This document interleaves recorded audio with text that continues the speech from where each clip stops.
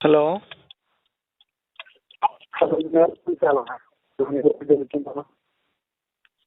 Clear ആയില്ല.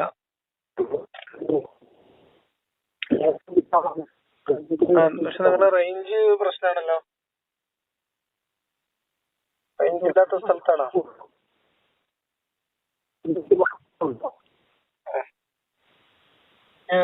Voice clear ആയിട്ടല്ല കേൾക്കുന്നത്, മുറിഞ്ഞ്.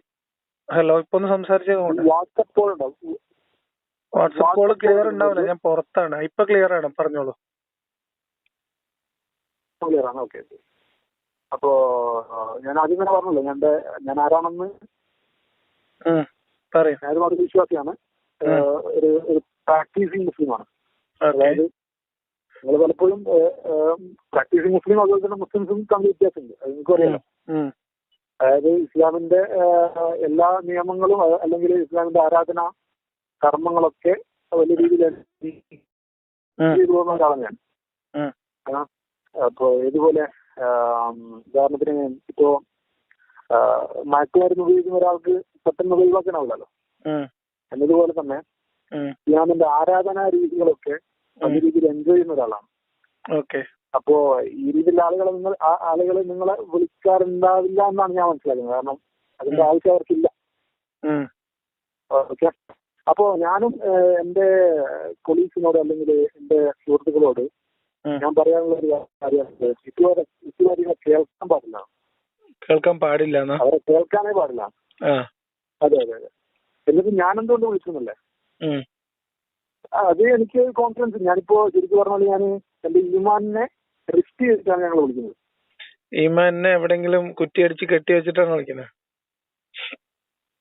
അതെ, റിസ്ക് ചെയ്തിട്ടാണ് വിളിക്കുന്നത്. കാരണം അതിൽ അത്ഭുതപ്പെടാനൊന്നുമില്ല. കാരണം അതെ, അതിൽ അത്ഭുതപ്പെടാനൊന്നുമില്ല. കാരണം ഒരു ഷഹാദത്ത് ചൊല്ലിയത് കൊണ്ട് മാത്രം ഈമാനോടുകൂടെ മരിക്കണം എന്ന് നിർബന്ധമില്ല. അത് എന്റെ വിശ്വാസത്തിൽ പറഞ്ഞാണ്.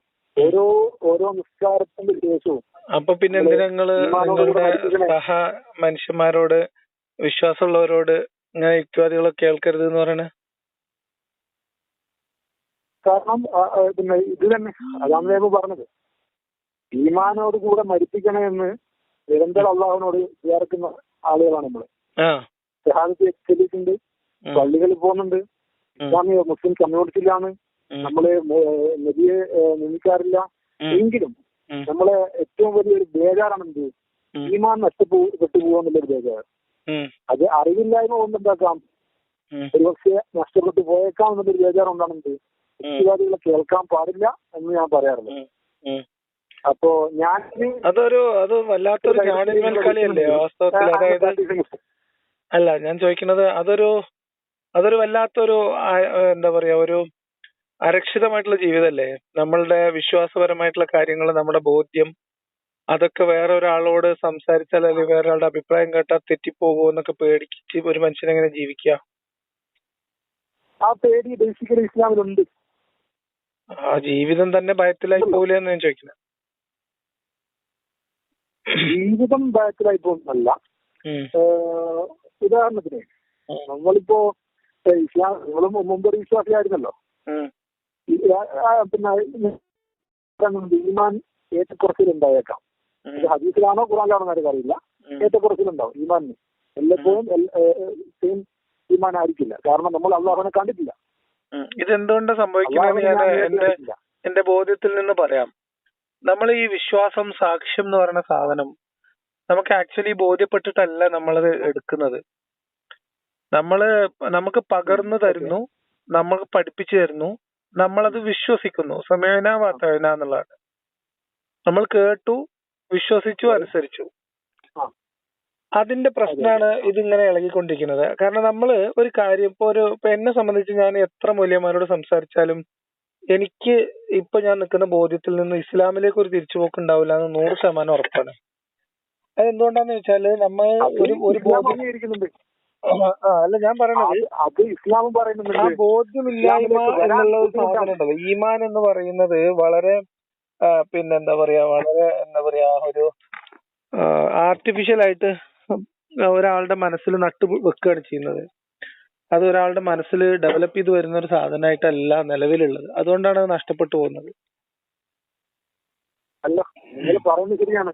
അതൊരു അരക്ഷിതാവസ്ഥയല്ലേ? അത് പിന്നെ ഇങ്ങനെ ഭയത്തോടു കൂടി ആരോടെങ്കിലും സംസാരിക്കുമ്പോൾ ടീമാൻ പോയിപ്പോ എന്നുള്ളതൊക്കെ നിങ്ങളുടെ ചോദ്യം ശരിയാണ്. ആ ചോദ്യത്തിന്റെയും സാധ്യതകള് കാര്യങ്ങൾ ഇസ്ലാം പരിചയപ്പെടുത്തുന്നുണ്ട്. അവിടെയാണ് ഇസ്ലാമിന്റെ പ്രസക്തി. അതിലൊരു പ്രസക്തിയില്ല, അത് വളരെ സൈക്കോളജിക്കൽ ആയിട്ടുള്ള ഇസ്ലാം പറയുന്നുണ്ട് നിങ്ങളുടെ ഈമാൻ കുറയുന്ന രീതി അല്ലെങ്കിൽ ആക്ഷിപത്ത് നന്നാവും നിങ്ങൾ മരിക്കാതെ നോക്കണം, അതിന് വേണ്ടി ദ്വാരക്കണം എന്ന് ഇസ്ലാം പറയുന്നു. അപ്പൊ ഇസ്ലാം തന്നെ പറയുന്നുണ്ട് നിങ്ങൾ ഈമാൻ പോകാൻ ചാൻസ് ഉണ്ട്.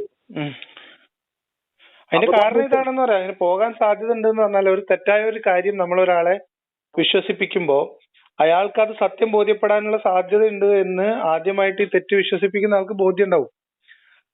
അപ്പൊ അതുകൊണ്ട് അയാൾ അതിനുള്ള പ്രിക്കോഷൻ എടുക്കും. ഇനി ഇതല്ല, നമ്മളിപ്പോ ഒരാളോട് ഒരു നുണ പറഞ്ഞെന്ന് വിചാരിച്ചോ, ഒരു സുഹൃത്തിനോട് നമ്മളൊരു നുണ പറഞ്ഞു. അപ്പം നമ്മൾ പറഞ്ഞ നുണയാണെന്നും നമ്മളെ സുഹൃത്തിനെ നമ്മൾ ആ നുണ വിശ്വസിപ്പിച്ചിട്ടുണ്ടെന്നും നമുക്ക് ബോധ്യം ഉണ്ടെങ്കിൽ നമ്മൾ അടുത്തൊരു സ്റ്റെപ്പ് കൂടി അതിന്റെ മുകളിൽ എടുക്കും. ഇനി മറ്റവരോടൊക്കെ ചോദിക്കുമ്പോൾ ചിലപ്പോൾ വേറെ എന്തെങ്കിലുമൊക്കെ പറയും, അതൊന്നും കാര്യമാക്കരുത് എന്ന് പറയും. മനസ്സിലായോ? അതായത് മുഹമ്മദ് നബി ആണല്ലോ ഇസ്ലാം മതം ജനങ്ങളിലേക്ക് എത്തിക്കപ്പെട്ടതെന്ന് ഞാൻ പറഞ്ഞു. അതായത് അല്ലാഹു തആല ഞാൻ വിശ്വസിക്കുന്ന മുഹമ്മദ് നബിയാണ്, മുഹമ്മദ് നബിയിലൂടെയാണ്, അവസാന പ്രവാചകനായ മുഹമ്മദ് നബിയിലൂടെയാണ് അല്ലാഹു തആല ഈ ദീനിനെ പരിപൂർണമാക്കിയിട്ട് ജനങ്ങളിലേക്ക്. ആ പ്രവാചകത്വം എന്ന് പറയുന്നത് തന്നെ ഒരു തെറ്റായ അവകാശവാദമാണ് എന്ന് മുഹമ്മദ് നബിക്ക് ബോധ്യമുണ്ട്.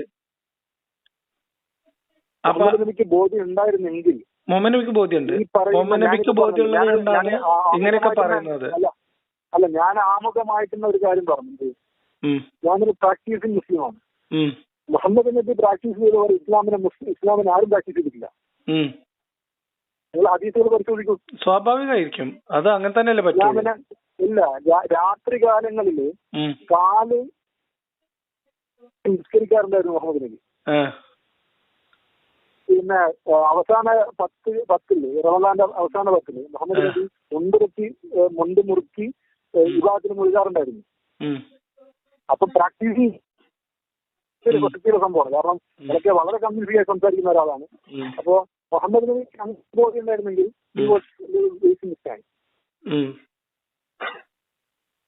അല്ലാതെ വേറെ മാർഗമല്ല ആളുകളെ വിശ്വസിപ്പിക്കണമെങ്കിൽ. ഇല്ലല്ല, ഞാൻ പറയുന്നത് ഇത്തരം കാര്യങ്ങൾ ഇപ്പം ഹദീസിലുണ്ട് എന്നുള്ളത് മാത്രമാണ്. ആളുകളെ വിശ്വസിപ്പിക്കണമെങ്കിൽ അറ്റ്ലീസ്റ്റ് ഞാൻ പ്രവാചകനാണെന്നും എനിക്കൊന്നും ബാധകല്ലെന്നും പറയാമായിരുന്നു. അല്ല, അത് ഓരോ ആളുകളുടെ, അത് എങ്ങനെയാണ് സൈക്കോളജിക്കലി അപ്ലൈ ചെയ്യുന്നത് ഓരോ ആളുകളുടെ ഡിസ്ക്രിപ്ഷനാണ്. ഇപ്പൊ അങ്ങനെ മുഹമ്മദ് നബിക്ക് ബാധകമല്ലാത്ത കുറെ കാര്യങ്ങളുണ്ട്. ഇപ്പൊ മുസ്ലിങ്ങളോട് കൽപ്പിക്കുകയും മുഹമ്മദ് നബിക്ക് ബാധകമല്ല എന്ന് പറയുകയും ചെയ്ത വേറെയും കുറെ കാര്യങ്ങളുണ്ട്. ഉദാഹരണത്തിന് ഭൗതികമായ ജീവിതവുമായി ബന്ധപ്പെട്ട് വിവാഹകാര്യത്തിൽ ഒരുപാട് ഇളവുകൾ മുഹമ്മദ് നബിക്കുണ്ട്. അതേപോലെ തന്നെ ഈ ഭാര്യമാരോട് തുല്യമായ നീതി പുലർത്തണം എന്നുള്ളത്, അത് നബിക്ക് ബാധകമല്ല എന്ന് ഖുർആനിലുണ്ട്. അപ്പോ വ്യക്തി ജീവിതവുമായി ബന്ധപ്പെട്ട് ഭൗതിക ജീവിതത്തിൽ മുഹമ്മദ് നബി അങ്ങനെ പല ആനുകൂല്യങ്ങളും എടുത്തിട്ടുണ്ട്. ഈ ആരാധനയുടെയൊക്കെ കാര്യം ഏതെങ്കിലും 1-2 ദിവസം അന്ന് നിന്ന് നിസ്കരിച്ചു എന്നത് മതി ഒരു ഹദീസിൽ വരാൻ. നിങ്ങളിപ്പം പറഞ്ഞ കാര്യങ്ങള് എന്ത് ഒരു ഭൗതികമായിട്ട് ചിന്തിക്കുന്ന ആളുകളാവുമ്പോ ഏറ്റവും എതിർക്കപ്പെടേണ്ട ഒരു കാര്യമാണ് സ്ത്രീ ലംബടനാണെന്ന് പോലും വാദിക്കപ്പെടേണ്ട ഒരു കാര്യമാണ് നിങ്ങളിപ്പം പറഞ്ഞത്. അന്ന് സ്വഹാബത്ത് ചോദിക്കാൻ സാധ്യതയുള്ള ഒരു കാര്യം എന്ത് നിങ്ങളിപ്പം പറഞ്ഞത്, അവിടെ ആയത്തിൽ പറഞ്ഞല്ലോ ഇത് സത്യവിശ്വാസികളെ കൂടാതെ നിങ്ങൾക്ക് മാത്രമുള്ളതാണെന്നും മുഹമ്മദ് നബിക്ക് യാതൊരു ബുദ്ധിമുട്ടുണ്ടാവാതിരിക്കാനാണെന്ന് ഖുർആനിലുണ്ടല്ലോ. ഓക്കെ, അത് കൂടുതൽ കോംപ്ലിക്കേഷനിലേക്ക് കൊണ്ടുപോകും. കാരണം വികാരം എന്നൊക്കെ പറയുന്ന മനുഷ്യനിലുള്ള സംഭവമാണല്ലോ. അപ്പോ ഒരാൾക്ക് ഇത്ര ഭാര്യയാവാം, മറ്റേയാൾക്ക് 4 പാടുള്ളൂ എന്നുള്ളത് പല രീതിയിൽ എതിർക്കപ്പെടേണ്ട ഒരു സംഭവമായിരുന്നു അന്നും ഇന്നും ആണ്. അതേസമയം നിസ്കാരത്തിന്റെ കാര്യത്തില് മുഹമ്മദ് നബി പറയുന്നത് ഇത് എല്ലാ ദിവസവും അങ്ങനെയൊന്നും ഹദീസിലില്ല. അതായത് ചില ദിവസങ്ങളിൽ നിന്നാണ്, എല്ലാ രാത്രികളിലും മുഹമ്മദ് നബി മുഴുവനായിട്ട് നിന്ന് നിസ്കരിക്കുമായിരുന്നു എന്ന് എവിടെയില്ല. ഇപ്പൊ ചില ദിവസങ്ങൾ ഇപ്പൊ നമുക്കൊക്കെ ഉറങ്ങണത് നമുക്കൊക്കെ ഇഷ്ടമാണ്, പക്ഷെ ചില ദിവസങ്ങൾ നമ്മൾ ഉറങ്ങൂല. റുട്ടീൻ എന്നതാണ് 2 മണിക്ക് അല്ല മുഹമ്മദ് നബിയുടെ റുട്ടീൻ റുട്ടീൻ നമ്മൾ നോക്കുമ്പോ 2 മണിക്ക് എഴുന്നേറ്റ് അതൊരു ദിവസം എല്ലാ ദിവസവും ഒരുപോലെ മുന്നോട്ട് കൊണ്ടുപോകുന്ന ഒരാളായിരുന്നു. അങ്ങനെ പറയാൻ പറ്റില്ല, അങ്ങനെ ഞാൻ മനസ്സിലാക്കിയിട്ടില്ല കേട്ടോ. ഓക്കെ, അപ്പോ ഞാൻ ഈ ആരിഫ് ഹുസൈനെ വിളിച്ചിട്ടുണ്ടായിരുന്നു. ശരിക്കും പറഞ്ഞാൽ നമുക്ക് മൂപ്പറോട് അറപ്പാ തോന്നിയത്. അല്ല, നിങ്ങൾ നമ്മളോടുള്ള കാര്യങ്ങൾ സംസാരിച്ചോളൂ. നമ്മൾ മറ്റു വ്യക്തികളെ കുറിച്ച് ഇവിടെ സംസാരിക്കുന്ന കാര്യമില്ല. Okay, sorry. ഓക്കെ. അപ്പൊ ഞാൻ പറഞ്ഞത് എന്താന്ന് വെച്ചാല്, ഇപ്പൊ ഈ വിശ്വാസം എന്ന് പറയുന്ന സംഭവം ഇപ്പൊ എന്നെ സംബന്ധിച്ച് ഞാൻ ഇതിനെ ഭൗതികമായിട്ട് നോക്കിക്കാണുന്ന ആളാണ്. ഇസ്ലാമിനെ ഞാനൊരു പൊളിറ്റിക്കൽ കൾട്ടായിട്ടാണ് മനസ്സിലാക്കുന്നത്. അപ്പൊ അതുമായി ബന്ധപ്പെട്ട് നിലനിൽക്കുന്ന ഇസ്ലാമിന്റെ അവകാശവാദം ഭൗതികം, ആത്മീയം മാത്രമല്ലല്ലോ, ഭൗതികമായിട്ടുള്ള കാര്യങ്ങളിലേക്കുള്ള ഏറ്റവും മികച്ച ഒരു ജീവിത പദ്ധതിയാണ് എന്നാണ് അവകാശവാദം. അതുകൊണ്ട് ഇസ്ലാം അനുസരിക്കണം, അതുകൊണ്ട് ഇസ്ലാം അംഗീകരിക്കണം എന്നുള്ളതാണ്. അപ്പോ ഇസ്ലാം അംഗീകരിക്കാത്തവരൊക്കെ സത്യത്തെ നിഷേധിക്കുന്നവരാണ്. എങ്ങനെ? നിങ്ങളെ അല്ല, ഈ കാലഘട്ടത്തിൽ ഈമാൻ വളരെ കുറവാണ്. ഞാൻ ഇല്ലെന്ന് പറയുന്നില്ല. കാരണം അറ്റ്ലീസ്റ്റ് ജുമാക്കൊക്കെ പോകുന്ന ആൾക്കാരെ ഉണ്ടാവും. വലിയ രീതിയിൽ കേരളത്തിൽ പ്രത്യേകിച്ച് കേരളത്തിലെ കാര്യം വളരെ അബദ്ധമാണ്. കേരളത്തില് ഈ ന്യൂജൻ ആളുകളുടെ ഇടയിൽ വലിയ രീതിയിൽ ഈമാൻ കുറഞ്ഞ ഒരു സാഹചര്യമാണ് ഇപ്പോൾ ഉള്ളത്. എന്റെ ബോധ്യം ഞാൻ നിങ്ങളോട് പറയട്ടെ. എനിക്ക് എന്റെ ഇൻറ്റ്യൂഷനാണ് ഗോഡ് എന്ന് പറയുന്നത്. എനിക്കൊരിക്കലും ഗോഡ്, അതായത് ദൈവം ഇല്ല എന്ന് പറഞ്ഞിട്ട് ജീവിക്കാൻ ഒരു അടിപോലും മുന്നോട്ട് വെക്കാൻ എനിക്ക് കഴിയും. കാരണം അത് ഒരു ശൂന്യതയാണ്. അത് എന്നെ സംബന്ധിച്ചോളം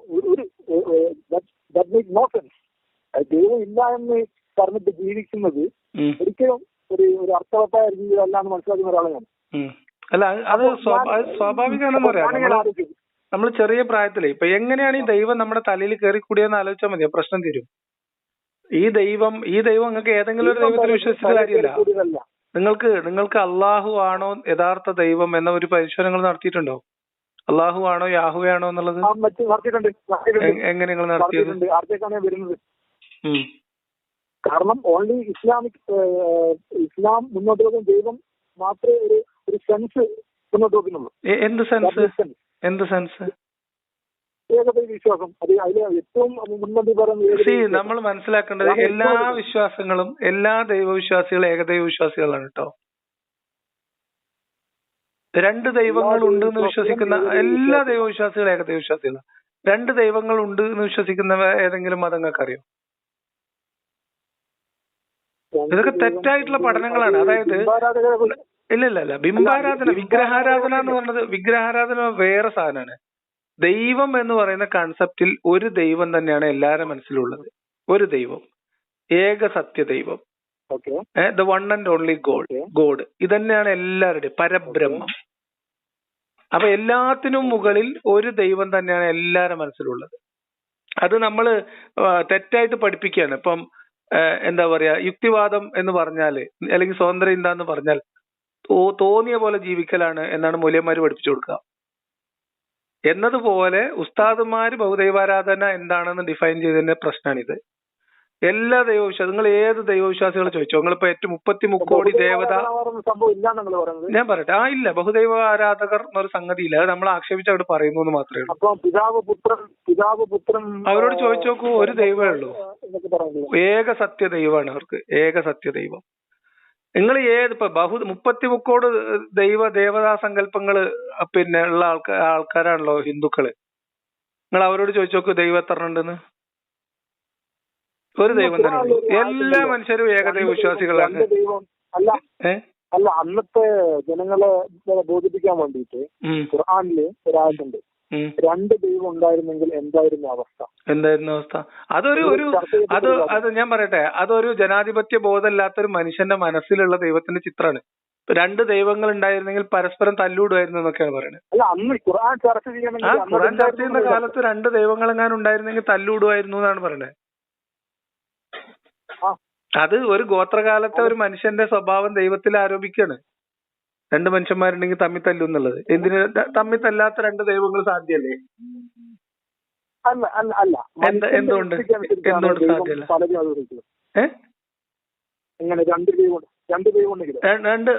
രണ്ട് ഒരു പേരാണ് ദൈവങ്ങൾ. അല്ല, അത് നമുക്കറിയില്ല, ദൈവത്തിന്റെ കാര്യല്ലേ. നമ്മൾ എന്തിനാ അതിനെ കുറിച്ച് ആലോചിക്കണേ? രണ്ട് ദൈവങ്ങൾ ഉണ്ടായാൽ എന്ത് കോംപ്ലിക്കേഷൻ? എല്ലാത്തിനും കഴിവുള്ള ആളാണെങ്കിൽ പരസ്പരം കലഹിക്കാത്ത പാർട്ട്ണർഷിപ്പിന് ദൈവത്തിന് കഴിയൂലേ? അതെങ്ങനെ? എന്താ എല്ലാത്തിനും കഴിവുള്ള ഒരു ദൈവം എല്ലാത്തിനും കഴിവുള്ള വേറൊരു ദൈവം. എല്ലാത്തിനും കഴിവുള്ള എങ്ങനെയാ മുന്നോട്ട് പോവാം? എന്താണ് പ്രശ്നം? എന്താ? അതായത് ഒരു ദൈവം ഉണ്ടാക്കിയ സംഭവം ചോദിച്ചോ, ഒരു പ്രപഞ്ചം ഉണ്ടായിക്കൂടെ? രണ്ട് പ്രപഞ്ചങ്ങൾ ഉണ്ടായിക്കൂടെ? അവിടെ രണ്ട് വേറെ വേറെ ദൈവങ്ങൾ ഉണ്ടായിക്കൂടെ? ഒരു പ്രപഞ്ചത്തിനൊരു ദൈവം, വേറൊരു പ്രപഞ്ചം, അതിന് വേറൊരു ദൈവം ഉണ്ടായിക്കൂടെ? അതെങ്ങനെയാ? അതെന്താ?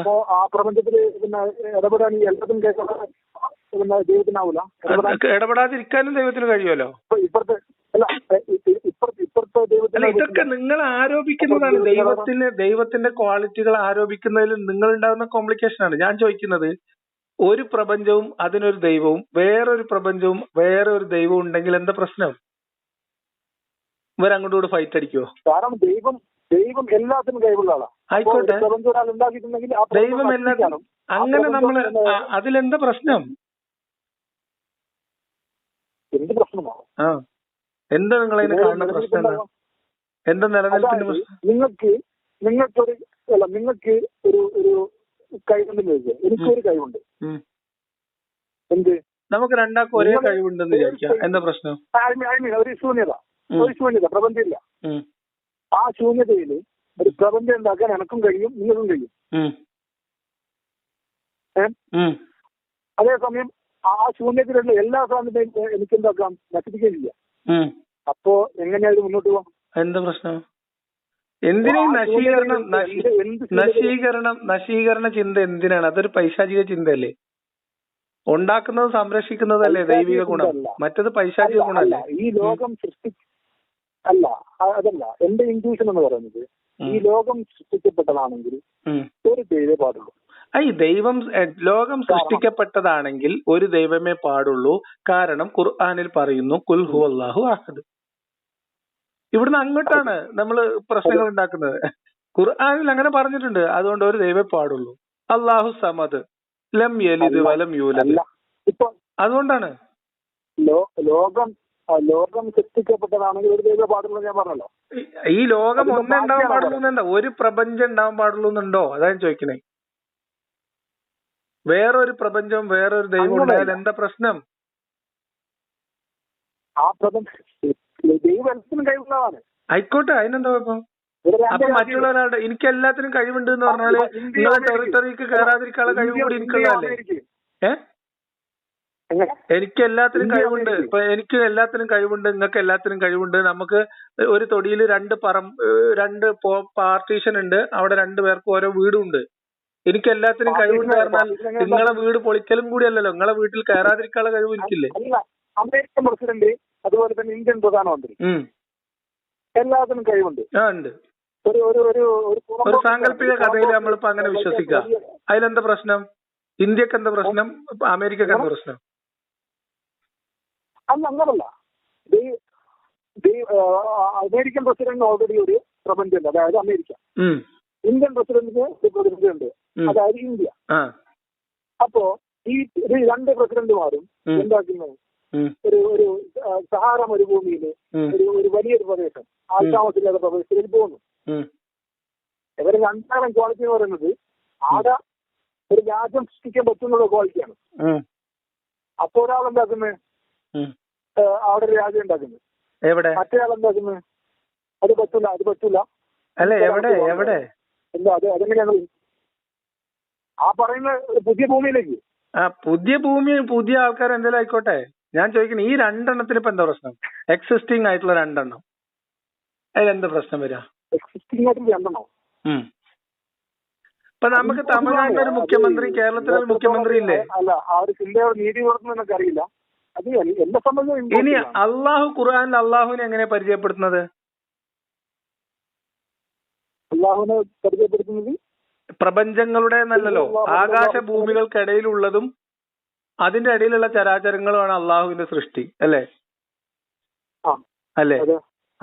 വേറൊരു സ്ഥലത്ത് വേറൊരു ദിക്കിൽ വേറൊരു പ്രപഞ്ചം ഉണ്ടായതിന് അതിന് അള്ളാഹ് അതിനങ്ങനെ എതിർപ്പൊന്നും പറഞ്ഞിട്ടില്ലല്ലോ. ഈ പ്രപഞ്ചത്തിന്റെ കാര്യമല്ല അള്ളാഹ് പറഞ്ഞത്. ഇസ്ലാം മുന്നോട്ട് വെക്കുന്ന ആകാശം എന്ന് പറയുന്നത് നമ്മൾ കാണുന്നതല്ലോ. ആണാണ്. അള്ളാഹ് ഖുർആനിൽ കൃത്യമായിട്ട് പറഞ്ഞിട്ടുണ്ട്. അല്ലല്ല, അള്ളാഹ് ആകാശം എന്ന് പറഞ്ഞത് നമ്മൾ ഈ കാണുന്നതാണ്.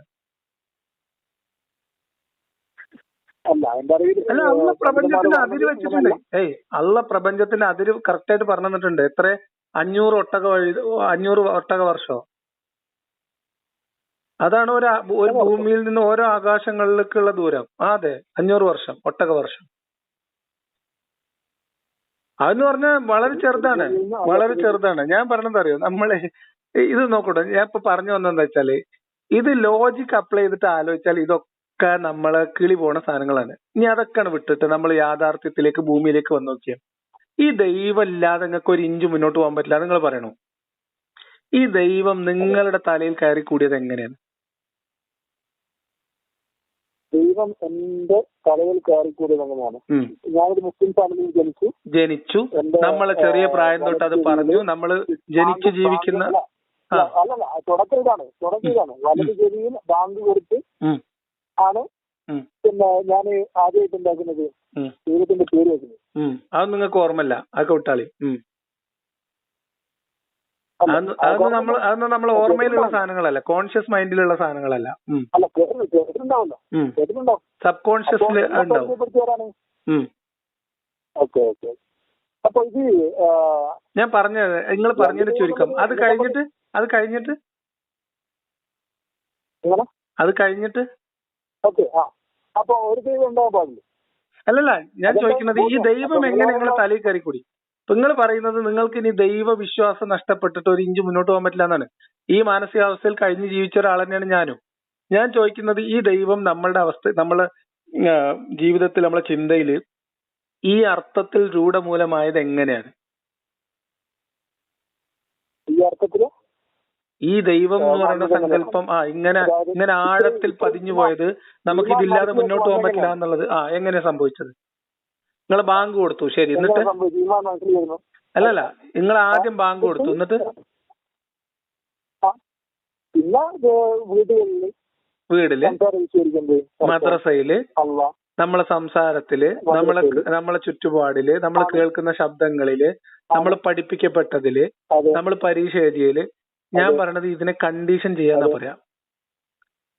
അതായത് നമ്മളുടെ സെൽഫ് ഡെവലപ്പ് ആവുന്നതിന് മുൻപ് പറഞ്ഞുതരാം പറയട്ടെ. നമ്മുടെ സെൽഫ്, അതായത് നിങ്ങളിപ്പോ പേരെന്താണെങ്കിൽ ആ പേര് നിങ്ങൾ അതാണ് എന്ന് നിങ്ങളുടെ ബോധ്യം ഉറക്കുന്നതിന് മുൻപ് നമ്മളെ തലച്ചോറിൽ കുത്തി നിറച്ചൊരു സാധനമാണ് ഈ ദൈവം, ഈ അള്ളി. അതുകൊണ്ടാണ്, മനസ്സിലായോ? നമ്മളെ വീട്ടിലും നാട്ടിലും നമ്മളെ ചുറ്റുപാടിൽ നിന്നും ഞാൻ ദൈവത്തിനെ കുറിച്ച് അറിഞ്ഞത് നിങ്ങൾ പറഞ്ഞ പോലെ തന്നെ അങ്ങനെയാണ്. അതിന് നമ്മൾ അങ്ങനെ വാക്ക് പറഞ്ഞിട്ട് ഇനി നെഗറ്റീവായിട്ട് ഫീൽ ചെയ്യണ്ട. നമ്മളെ കണ്ടീഷൻ ചെയ്തെടുക്കുന്നതാണ്. നമ്മളുടെ സെൽഫ്, നമ്മളുടെ ചിന്ത രൂപപ്പെടുന്നതിന് മുൻപ് നമ്മളെ തലച്ചോറിലേക്ക് നട്ട് നനച്ച് വളർത്തി വെച്ചതാണ്. കണ്ടീഷൻ ചെയ്തെടുത്തതിന് അത് ആരാണോ ചെയ്തത്? ആയിക്കോട്ടെ, അവരും അങ്ങനെ ചെയ്യപ്പെട്ടതാണ്. അവരോട് അവരുടെ മുമ്പത്തെ തലമുറ അതേപോലെ ചെയ്തതാണ്. അല്ല, ഭൂമിയിലെ ആദ്യത്തെ മനുഷ്യൻ അല്ലെങ്കിൽ നിങ്ങൾ പറയുന്ന ആദ്യത്തെ കുറമോ ആദ്യത്തെ മനുഷ്യൻ തന്നെ എടുത്തോളി. എന്നിട്ട് എങ്ങനെയാണ് ഇത്? ആദ്യത്തെ മനുഷ്യന് ഈ ചിന്ത ഉണ്ടായിരുന്നില്ല. മുഹമ്മദ് നബിയുടെ അവിടെ നിന്ന് ഇങ്ങോട്ടുണ്ടായ ഇസ്ലാമേ ഉള്ളൂ. ബുദ്ധിയില്ല. മുഹമ്മദ് നബിയുടെ ഒരു മനുഷ്യൻ, ആദ്യത്തെ മനുഷ്യൻ ഈ അള്ളാഹു പറഞ്ഞ് മരിക്കാൻ നടന്ന ആളല്ല. എന്തായാലും അങ്ങനല്ല. ആ മനുഷ്യന്റെ ആരാണ് കുത്തിവെച്ചത്? ആരും കുത്തിവെച്ചിട്ടില്ല. അങ്ങനെ ഒരു സാധനം ഉണ്ടായിരുന്നില്ല. ആദ്യകാലം മുതലേ മനുഷ്യർ ദൈവവിശ്വാസികളായിരുന്നു എന്നതിന് തെളിവില്ല. അല്ല, മുഹമ്മദ് നബിക്ക് മുമ്പ് വിശ്വാസം ഉണ്ടോ? മുഹമ്മദ് നബിക്ക് മുമ്പ് ഈ ഇസ്ലാം എന്ന് പറഞ്ഞപ്പോ നിങ്ങൾ വിശ്വസിക്കുന്ന ഒരു ദൈവവിശ്വാസം ഉണ്ടായില്ല. ഇല്ല. ദൈവവിശ്വാസം ഉണ്ടോ? ദൈവവിശ്വാസം പല കോലത്തില് പലതരം ദൈവസങ്കല്പങ്ങൾ മനുഷ്യന്മാർക്ക് ഉണ്ടായിരുന്നു. അതിനൊക്കെ ഒരു 5000, 6000, 7000 വർഷത്തെ പഴക്കേ ഉണ്ടാവുള്ളൂ. അതിനെ ഒരു പ്രത്യേക ഉത്തരം നമുക്ക് കണ്ടെത്താൻ കഴിയില്ലേ? അല്ല, ഞാൻ പറയുന്നത് സമൂഹം, അതിന് ആദ്യത്തെ മനുഷ്യൻ അങ്ങനെ ദൈവവിശ്വാസി ആയിരുന്നു എന്നതിന് യാതൊരു തെളിവില്ല. നമ്മൾ ഇസ്ലാമിൽ, നമ്മൾ ഇവിടുന്ന് അങ്ങോട്ട് പോവാ, നമ്മളുടെ തലമുറയിൽ നിന്ന് ഞാൻ പറയാം. ആദ്യത്തെ ദൈവവിശ്വാസി അങ്ങനല്ല. അതറിയില്ല, നമുക്ക് അജ്ഞാതമാണ് അതിന്റെ കഥകള്. അതിനെ കുറിച്ച് പല കാര്യങ്ങളുണ്ട്. അജ്ഞാതത്തിലൊരു ഗ്യാപ്പുണ്ട്. ഇല്ല, ഒരു ഗ്യാപ്പും ഇല്ല. നമുക്കറിയാത്ത കുറെ കാര്യങ്ങളുണ്ട്. നിങ്ങൾ എന്തിനാ പെട്ടെന്ന് നമുക്ക് അറിയാത്തൊരു കാലഘട്ടത്തിലേക്ക് പോണേ? നമുക്കിപ്പോ നിങ്ങളുടെ മക്കളെ എങ്ങനെയാണ് മതവിശ്വാസികളാക്കുന്നത് പറയും? നിങ്ങളെ മതവിശ്വാസം ആദ്യത്തിന് എനിക്ക് അവരോട് കടപ്പാടേ ഉള്ളൂ. നിങ്ങളുടെ കടപ്പാട് എന്ന രീതിയിൽ ഞാൻ ചോദിക്കുന്നത്, നിങ്ങളുടെ മക്കൾ ദൈവവിശ്വാസിയായി വളരണം എന്ന് നിങ്ങൾക്ക് നിർബന്ധ ബുദ്ധി ഉണ്ടോ? എനിക്കുണ്ട്. നിങ്ങളെ മതം അതിൽ നിങ്ങളുടെ മുകളിൽ ഒരു ബാധ്യതയാക്കി വെച്ചിട്ടുണ്ടോ? ബാധ്യതയല്ല, ഞാനതിനെ എൻജോയ് ചെയ്യുന്നുണ്ട്. അല്ലല്ല, മതം നിങ്ങളുടെ മേലത് ബാധ്യത ആക്കിയിട്ടുണ്ടോ? ബാധ്യത എങ്ങനെ പറയാം? എനിക്ക് ദൈവമില്ലാതെ മുന്നോട്ട് പോകാൻ പറ്റില്ല. ഞാൻ ചോദിക്കുന്ന അതല്ല, മക്കളുടെ മതവിശ്വാസം, ദൈവവിശ്വാസം, മതചിട്ട എന്ന് പറയുന്നത് പിതാവിന്റെ ഉത്തരവാദിത്തമായിട്ട് മതം നിഷ്കർഷിച്ചിട്ടുണ്ടോന്നാ ചോദിക്കുന്നത്. ഉണ്ട്. നിങ്ങൾക്ക് എന്താ പറയാൻ മടി? ഉണ്ട്. അതാണ് ബാധ്യത എന്ന് പറഞ്ഞാൽ. അതാണ് ബാധ്യത എന്ന് പറഞ്ഞാൽ നിങ്ങൾ ഉദ്ദേശിക്കുന്ന അർത്ഥത്തിലുള്ള ബാധ്യതയല്ല. ബാധ്യത എന്ന് പറഞ്ഞാൽ നിങ്ങൾ ഉദ്ദേശിക്കുന്ന അർത്ഥത്തിലല്ല. ബാധ്യത എന്ന് പറഞ്ഞാൽ നിങ്ങളുടെ ഉത്തരവാദിത്തമാണ്, മതപരമായ ബാധ്യത. ഓക്കെ, അതെങ്ങനെയാണ്? നിങ്ങൾ 5 വക്ത് നിസ്കാരം നിങ്ങളെ ബാധ്യതയാണോ? നിങ്ങൾ ഇഷ്ടം അല്ലല്ല. അതാ നിങ്ങൾ അങ്ങനെ ആ ബാധ്യതേനെ ആ രീതിയിൽ അർത്ഥം വെക്കുന്നുണ്ട്. അപ്പം 5 വക്ത് നിസ്കാരം നിങ്ങളുടെ നിർബന്ധ ബാധ്യതയല്ലേ മതവിധി പ്രകാരം? അല്ലേ? അതേപോലെ തന്നെ നിങ്ങളുടെ മക്കളെ ദീനിയായി വളർത്തൽ നിങ്ങളുടെ നിർബന്ധ ബാധ്യതയല്ലേ? അത് നിങ്ങൾക്ക് ഇഷ്ടമുണ്ടെങ്കിൽ ചെയ്താൽ മതിയോ? ആ, അതാ പറഞ്ഞേ. ഇങ്ങനെ മുഹമ്മദ് നബി ഉണ്ടാക്കിയെടുത്ത ഒരു ഇസ്ലാം ഞാൻ പറഞ്ഞുതരാം. ഇങ്ങനെ മുഹമ്മദ് നബി ഉണ്ടാക്കിയെടുത്ത ഒരു ഇസ്ലാം, ഒരു ദൈവം, ഒരു അള്ളാഹു, ഒരു വിശ്വാസം. ആ വിശ്വാസം മുഹമ്മദ് നബിയുടെ കാലഘട്ടം മുതൽ ഇങ്ങോട്ട് ഈ രീതിയിൽ ഇങ്ങനെ തലമുറ കൈമാറി പറഞ്ഞും നിർബന്ധിച്ചും പേടിപ്പിച്ചും ശിക്ഷിച്ചും ശാസിച്ചും തലമുറയായിട്ട് ഈ ഭയത്തിൽ ഇങ്ങനെ കൊണ്ടു നടക്കുന്നതാണ്. അല്ലാതെ ഇത് പിന്നെ സ്വാഭാവികമായിട്ട് മനുഷ്യൻ ഉണ്ടാവുന്നതല്ല. അല്ല, ഈ ഒരു എക്സ് മുസ്ലിം ഇടയ്ക്ക് ദൈവവിശ്വാസം ഒരു ചർച്ചയായിട്ട് വരാറില്ല. മുഹമ്മദ് നബി എന്നുള്ളതാണ് മെയിൻ ചർച്ചയായിട്ട് വരാറുള്ളത്. അപ്പം നബിയെ കുറിച്ച് കുറച്ച് കാര്യങ്ങൾ ചോദിക്കാനുണ്ട്. നിങ്ങളെ ബോധ്യം എന്താണെന്ന് എനിക്ക് മനസ്സിലാവും. അതായത് ഈ ഒരു 40-ാമത്തെ വയസ്സിൽ കിട്ടിയെന്ന് പറഞ്ഞല്ലോ, കിട്ടിയല്ലോ, അതായത് നുബുവത്ത് കിട്ടിയല്ലോ. ആ സമയത്ത് ഖദീജ റളിയല്ലാഹു അൻഹയുടെ അടുത്ത് ഓടി വന്നതൊക്കെ ശരിയായ കഥയാണോ അല്ലെങ്കിൽ ശരിയായ ഹദീസാണോ? അല്ല, നിങ്ങൾ സഹിഹായ ഹദീസുകൾ നമ്മൾ തള്ളേണ്ട കാര്യമില്ലല്ലോ. ചരിത്രത്തിൽ അതൊക്കെ എഴുതി വെക്കപ്പെട്ടിട്ടുണ്ട്. അതാ ഞാൻ പറഞ്ഞത്. ഈ കഥകളൊക്കെ ചരിത്രത്തിൽ എഴുതി വെക്കപ്പെട്ടിട്ടുണ്ട്. അത് വിരൽ ചൂണ്ടുന്നത് ദൈവികമായ ഒരു ദിവ്യബോധനത്തിലേക്കല്ല. ഞാൻ പറഞ്ഞുതരാം. ആ ചരിത്രങ്ങള് വിരൽ ചൂണ്ടുന്നത് ദൈവികമായ എന്തോ ദിവ്യബോധനത്തിലേക്കല്ല, മറിച്ച് വളരെ പ്ലാൻഡ് ആയിട്ടുള്ള ഒരു കഥമെനയിലേക്കാണ്. ഓക്കെ, ഞാൻ നിങ്ങൾ അംഗീകരിക്കുന്നു. കാരണം നിങ്ങളെ ബോധ്യമാണല്ലോ നിങ്ങൾ സംസാരിക്കുന്നത്. അപ്പോ എന്തായിരുന്നു ആ പ്ലാനിങ്? ഏത് രീതിയിലാണ് ഇതേ രീതിയിൽ ഒരു ദൈവത്തിന്റെ പ്രവാചകനായിട്ട് അന്ന് ആ കാലഘട്ടത്തിൽ ഇങ്ങനെ ദൈവത്തിന്റെ വെളിപാട് കിട്ടുക, ദൈവത്തിന്റെ പ്രവാചകന്മാരാവുക എന്ന് പറഞ്ഞിട്ട് പല ആൾക്കാരും ആ കാലത്ത്, അത് അവിടുത്തെ ഒരു ഗോത്രകാലത്തെ ഒരു രീതിയായിരുന്നു. നമ്മൾ ഇവിടുത്തെ വെളിച്ചപ്പാടുമാര് പോലെ. അങ്ങനെ പറഞ്ഞത്? അങ്ങനെ ഇഷ്ടംപോലെ ആൾക്കാരുണ്ട്. ഇപ്പൊ മുഹമ്മദ് നബിയുടെ ശേഷവും അങ്ങനത്തെ നബിമാരുണ്ടായിട്ടുണ്ട്. നിങ്ങൾ മുസൈലിമത്തുൽ കസാബ് എന്ന് കേട്ടിട്ടുണ്ടോ? ഇസ്ലാമികമായിട്ട് പറയുന്നുണ്ട് കള്ളപ്രവാചകന്മാർ വരുന്നു. അപ്പം ഒരാള് പിന്നെ വന്നിട്ട് പറയാണ്, ഇപ്പൊ ഏതെങ്കിലും ഒരു സ്വാമി എഴുന്നേറ്റ് നിന്നിട്ട് പറയാണ് ഞാൻ മാത്രമേ ഒറിജിനൽ സ്വാമി, ബാക്കിയുള്ളവരൊക്കെ ഡ്യൂപ്ലിക്കേറ്റ് സ്വാമിയാണെന്ന് പറഞ്ഞപ്പോ എന്താ കാര്യം? അപ്പൊ ആ കാലഘട്ടത്തിന്റെ ഒരു പൊതു രീതിയായിരുന്നു ഇത്. ഞാൻ പറഞ്ഞുതരാം. ഞാൻ ചോദിക്കാം. ഈ പിന്നെ ഖദീജ ബീവി മുഹമ്മദ് നബി ഹിറാ ഗുഹയിലേക്ക് പിന്നെ പോയിട്ട് അവിടെ ഇങ്ങനെ വെറുതെ ധ്യാനത്തിൽ ഇരിക്കുമായിരുന്നു എന്നാണല്ലോ, അല്ലേ? എന്തിനാ മുഹമ്മദ് നബി അങ്ങോട്ട് പോയിരുന്നത്? മുഹമ്മദ് നബി എന്തിനാണ് അങ്ങോട്ട് പോയത്? അതിന്റെ ഉത്തരം ഒരു ദൈവം അങ്ങോട്ട് കൊണ്ടുപോയി കൊടുക്കുന്നത്. ശരി, ദൈവം തോന്നിപ്പിച്ചു എന്നായിരിക്കും. ശരി, ഖദീജ ബീവി എന്തിനാണ് ഈ ചോറ് മാത്രമായിട്ട് പോയത്? അവിടെ ഒരിക്കലും പതിവായി തന്നെ അങ്ങോട്ടേക്ക് ഭക്ഷണം എത്തിച്ചു കൊടുത്തു ഞാൻ മനസ്സിലാക്കി. അങ്ങനെ ഒരു പതിവൊന്നും ഉണ്ടായില്ല. ഇത് വളരെ ക്ലിയർ ആയിട്ട് ഇതിനു മുമ്പ് ഇത്തരം വലിയ പ്രവാചകന്മാർ, അതായത് തോറയിലെ കഥയിലും അതേപോലെ തന്നെ ചില ഈ റോമൻ കഥകളിലും ഒക്കെ ഉള്ള ഈ പ്രവാചകന്മാര് അല്ലെങ്കിൽ ദിവ്യത്വം കൽപ്പിക്കപ്പെട്ട ആളുകൾക്കൊക്കെ ഇങ്ങനെ ദിവ്യബോധന ഉണ്ടായത് മലമുകളിലാണ് എന്നുള്ള കഥയുടെ ഒരു തനിയാവർത്തനം മാത്രമാണ് ഈ സാധനം. അങ്ങനെ മുഹമ്മദ് ഹിറാ ഗുഹയുടെ മുകളിൽ കയറിയിരിക്കുന്നു. പറയട്ടെ, ഏതെങ്കിലും ഗുരുവിൽ നിന്ന് പഠിച്ചതായിട്ട് അങ്ങനെ എന്തെങ്കിലും പ്രൂഫ് ഉണ്ടോ? ക്ലിയർ ആയിട്ടുണ്ട്. മുമ്പത്തെ ഗ്രന്ഥങ്ങള് ഞാൻ പറഞ്ഞുതരാം നിങ്ങൾക്ക്. നമ്മൾ ഇതിന് ഒരുപാടൊന്നും ആലോചിക്കണ്ടെന്നേ. ഇവിടുന്ന് മുഹമ്മദ് നബി, ഇപ്പം ഞാൻ ഒരു ഉദാഹരണം ചോദിക്കാം. മുഹമ്മദ് നബി മക്കയില് അബ്ദുള്ള എന്ന് പറയുന്ന ഒരാളുടെ മകനായിട്ട് ജനിച്ചു എന്നാണ് വിശ്വാസം. ഈ വ്യക്തിയുടെ ബ്രദറിന്റെ പേര് അബ്ദുൽ ഉസ്സ എന്നാണ്. ഉസ്സ, നിങ്ങൾ അബൂ ലഹബ് എന്നൊക്കെ പറഞ്ഞ ആളുടെ പേര് അബ്ദുൽ ഉസ്സ എന്നാണ്. എന്ന് പറഞ്ഞാൽ ലാത്ത, ഉസ്സ, മനാത്ത, അബ്ദു മനാത്ത് ഉണ്ട്. അപ്പോ മനസ്സിലായോ? അപ്പൊ അന്നത്തെ ദേവതാ സങ്കല്പങ്ങളുടെ ദാസന്മാർ എന്ന പേരിൽ സ്വന്തം മക്കൾക്ക് പേരിട്ട ഒരു വല്യപ്പാന്റെ പേരക്കുട്ടിയാണ് മുഹമ്മദ് നബി.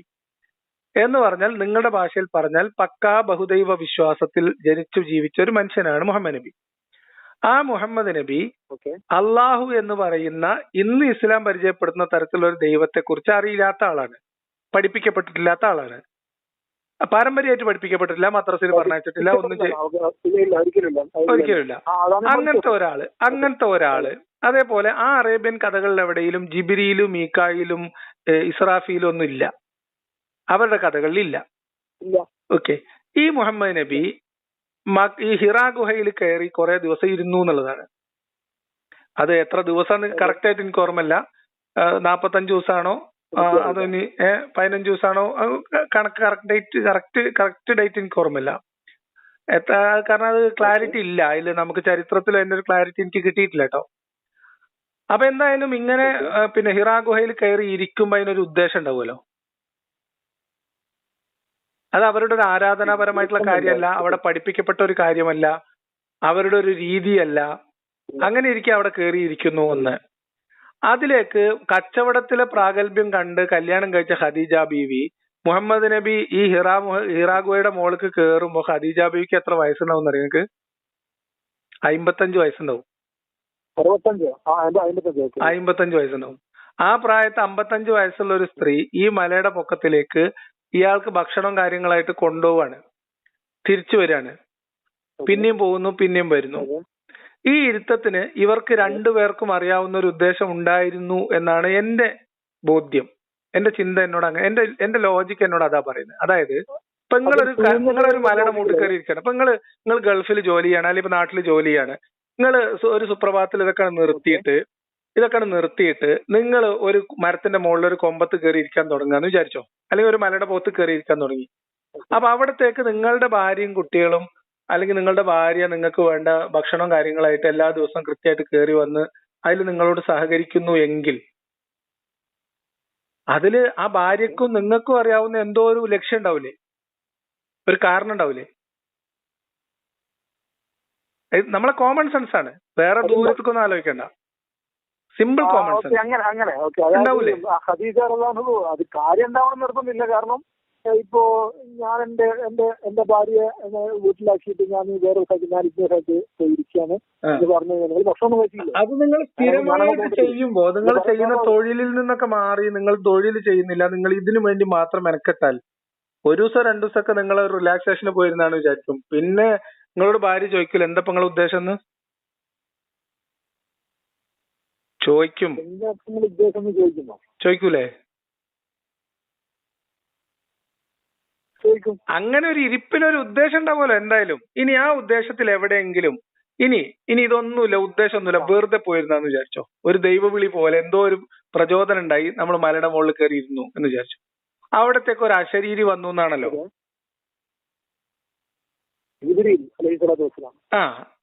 അപ്പൊ അയാളുടെ വരവ് എങ്ങനെയാണെന്നുള്ള കാര്യത്തില് എങ്ങനെ പറഞ്ഞപ്പോ പനി വീട്ടിൽ കേട്ടില്ലായെന്നാണ് ഞാൻ മനസ്സിലാക്കിയ ഹദീസുകളിൽ. അതന്നെ ആയിക്കോട്ടെ. ഞാൻ പറഞ്ഞത് പിന്നെ അങ്ങനെ വന്ന സമയത്ത് ഇത് ദൈവം പറഞ്ഞയച്ച ജിബ്രീലാണ് എന്ന് പറയുന്ന ഒരു മലക്കാണ് എന്ന് എങ്ങനെയാണ് മുഹമ്മദ് നബിക്ക് മനസ്സിലായത്? എങ്ങനെ വന്നത് ദൈവം പറഞ്ഞയച്ച ഒരു മാലാകയാണ് എന്ന് മുഹമ്മദ് നബിക്ക് എങ്ങനെ മനസ്സിലായി,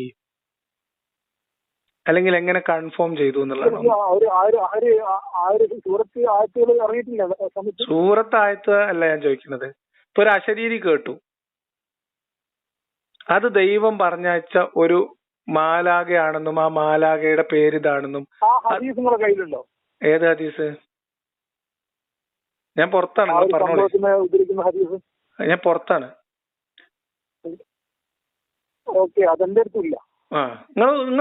നിങ്ങളെ ബുദ്ധിക്ക് ആലോചിച്ച് നോക്കി. അതായത് ഇപ്പൊ നിങ്ങളടുത്ത് ഒരാൾ വന്നിട്ട് പറയാണ് ലിയാഖത്ത് പറഞ്ഞയച്ചതാണ് എന്ന് പറഞ്ഞാൽ ഒന്നുകിൽ നിങ്ങൾ ഞാനും തമ്മിൽ മുമ്പരിചയം ഉണ്ടാവണം, അല്ലെങ്കിൽ എന്റെ അടുത്ത് ഈ അത് മാത്രം പോരാ, ഈ വന്ന ആളും ഞാനും തമ്മിൽ ബന്ധമുണ്ട് നിങ്ങൾക്ക് ഒരു ധാരണ ഉണ്ടാവണം. പേടിക്ക ഒരു പൊത്തിലിരിക്കുമ്പോ അശരീരി കേട്ട ആരായാലും പേടിക്കൂലേ? എങ്ങനെ?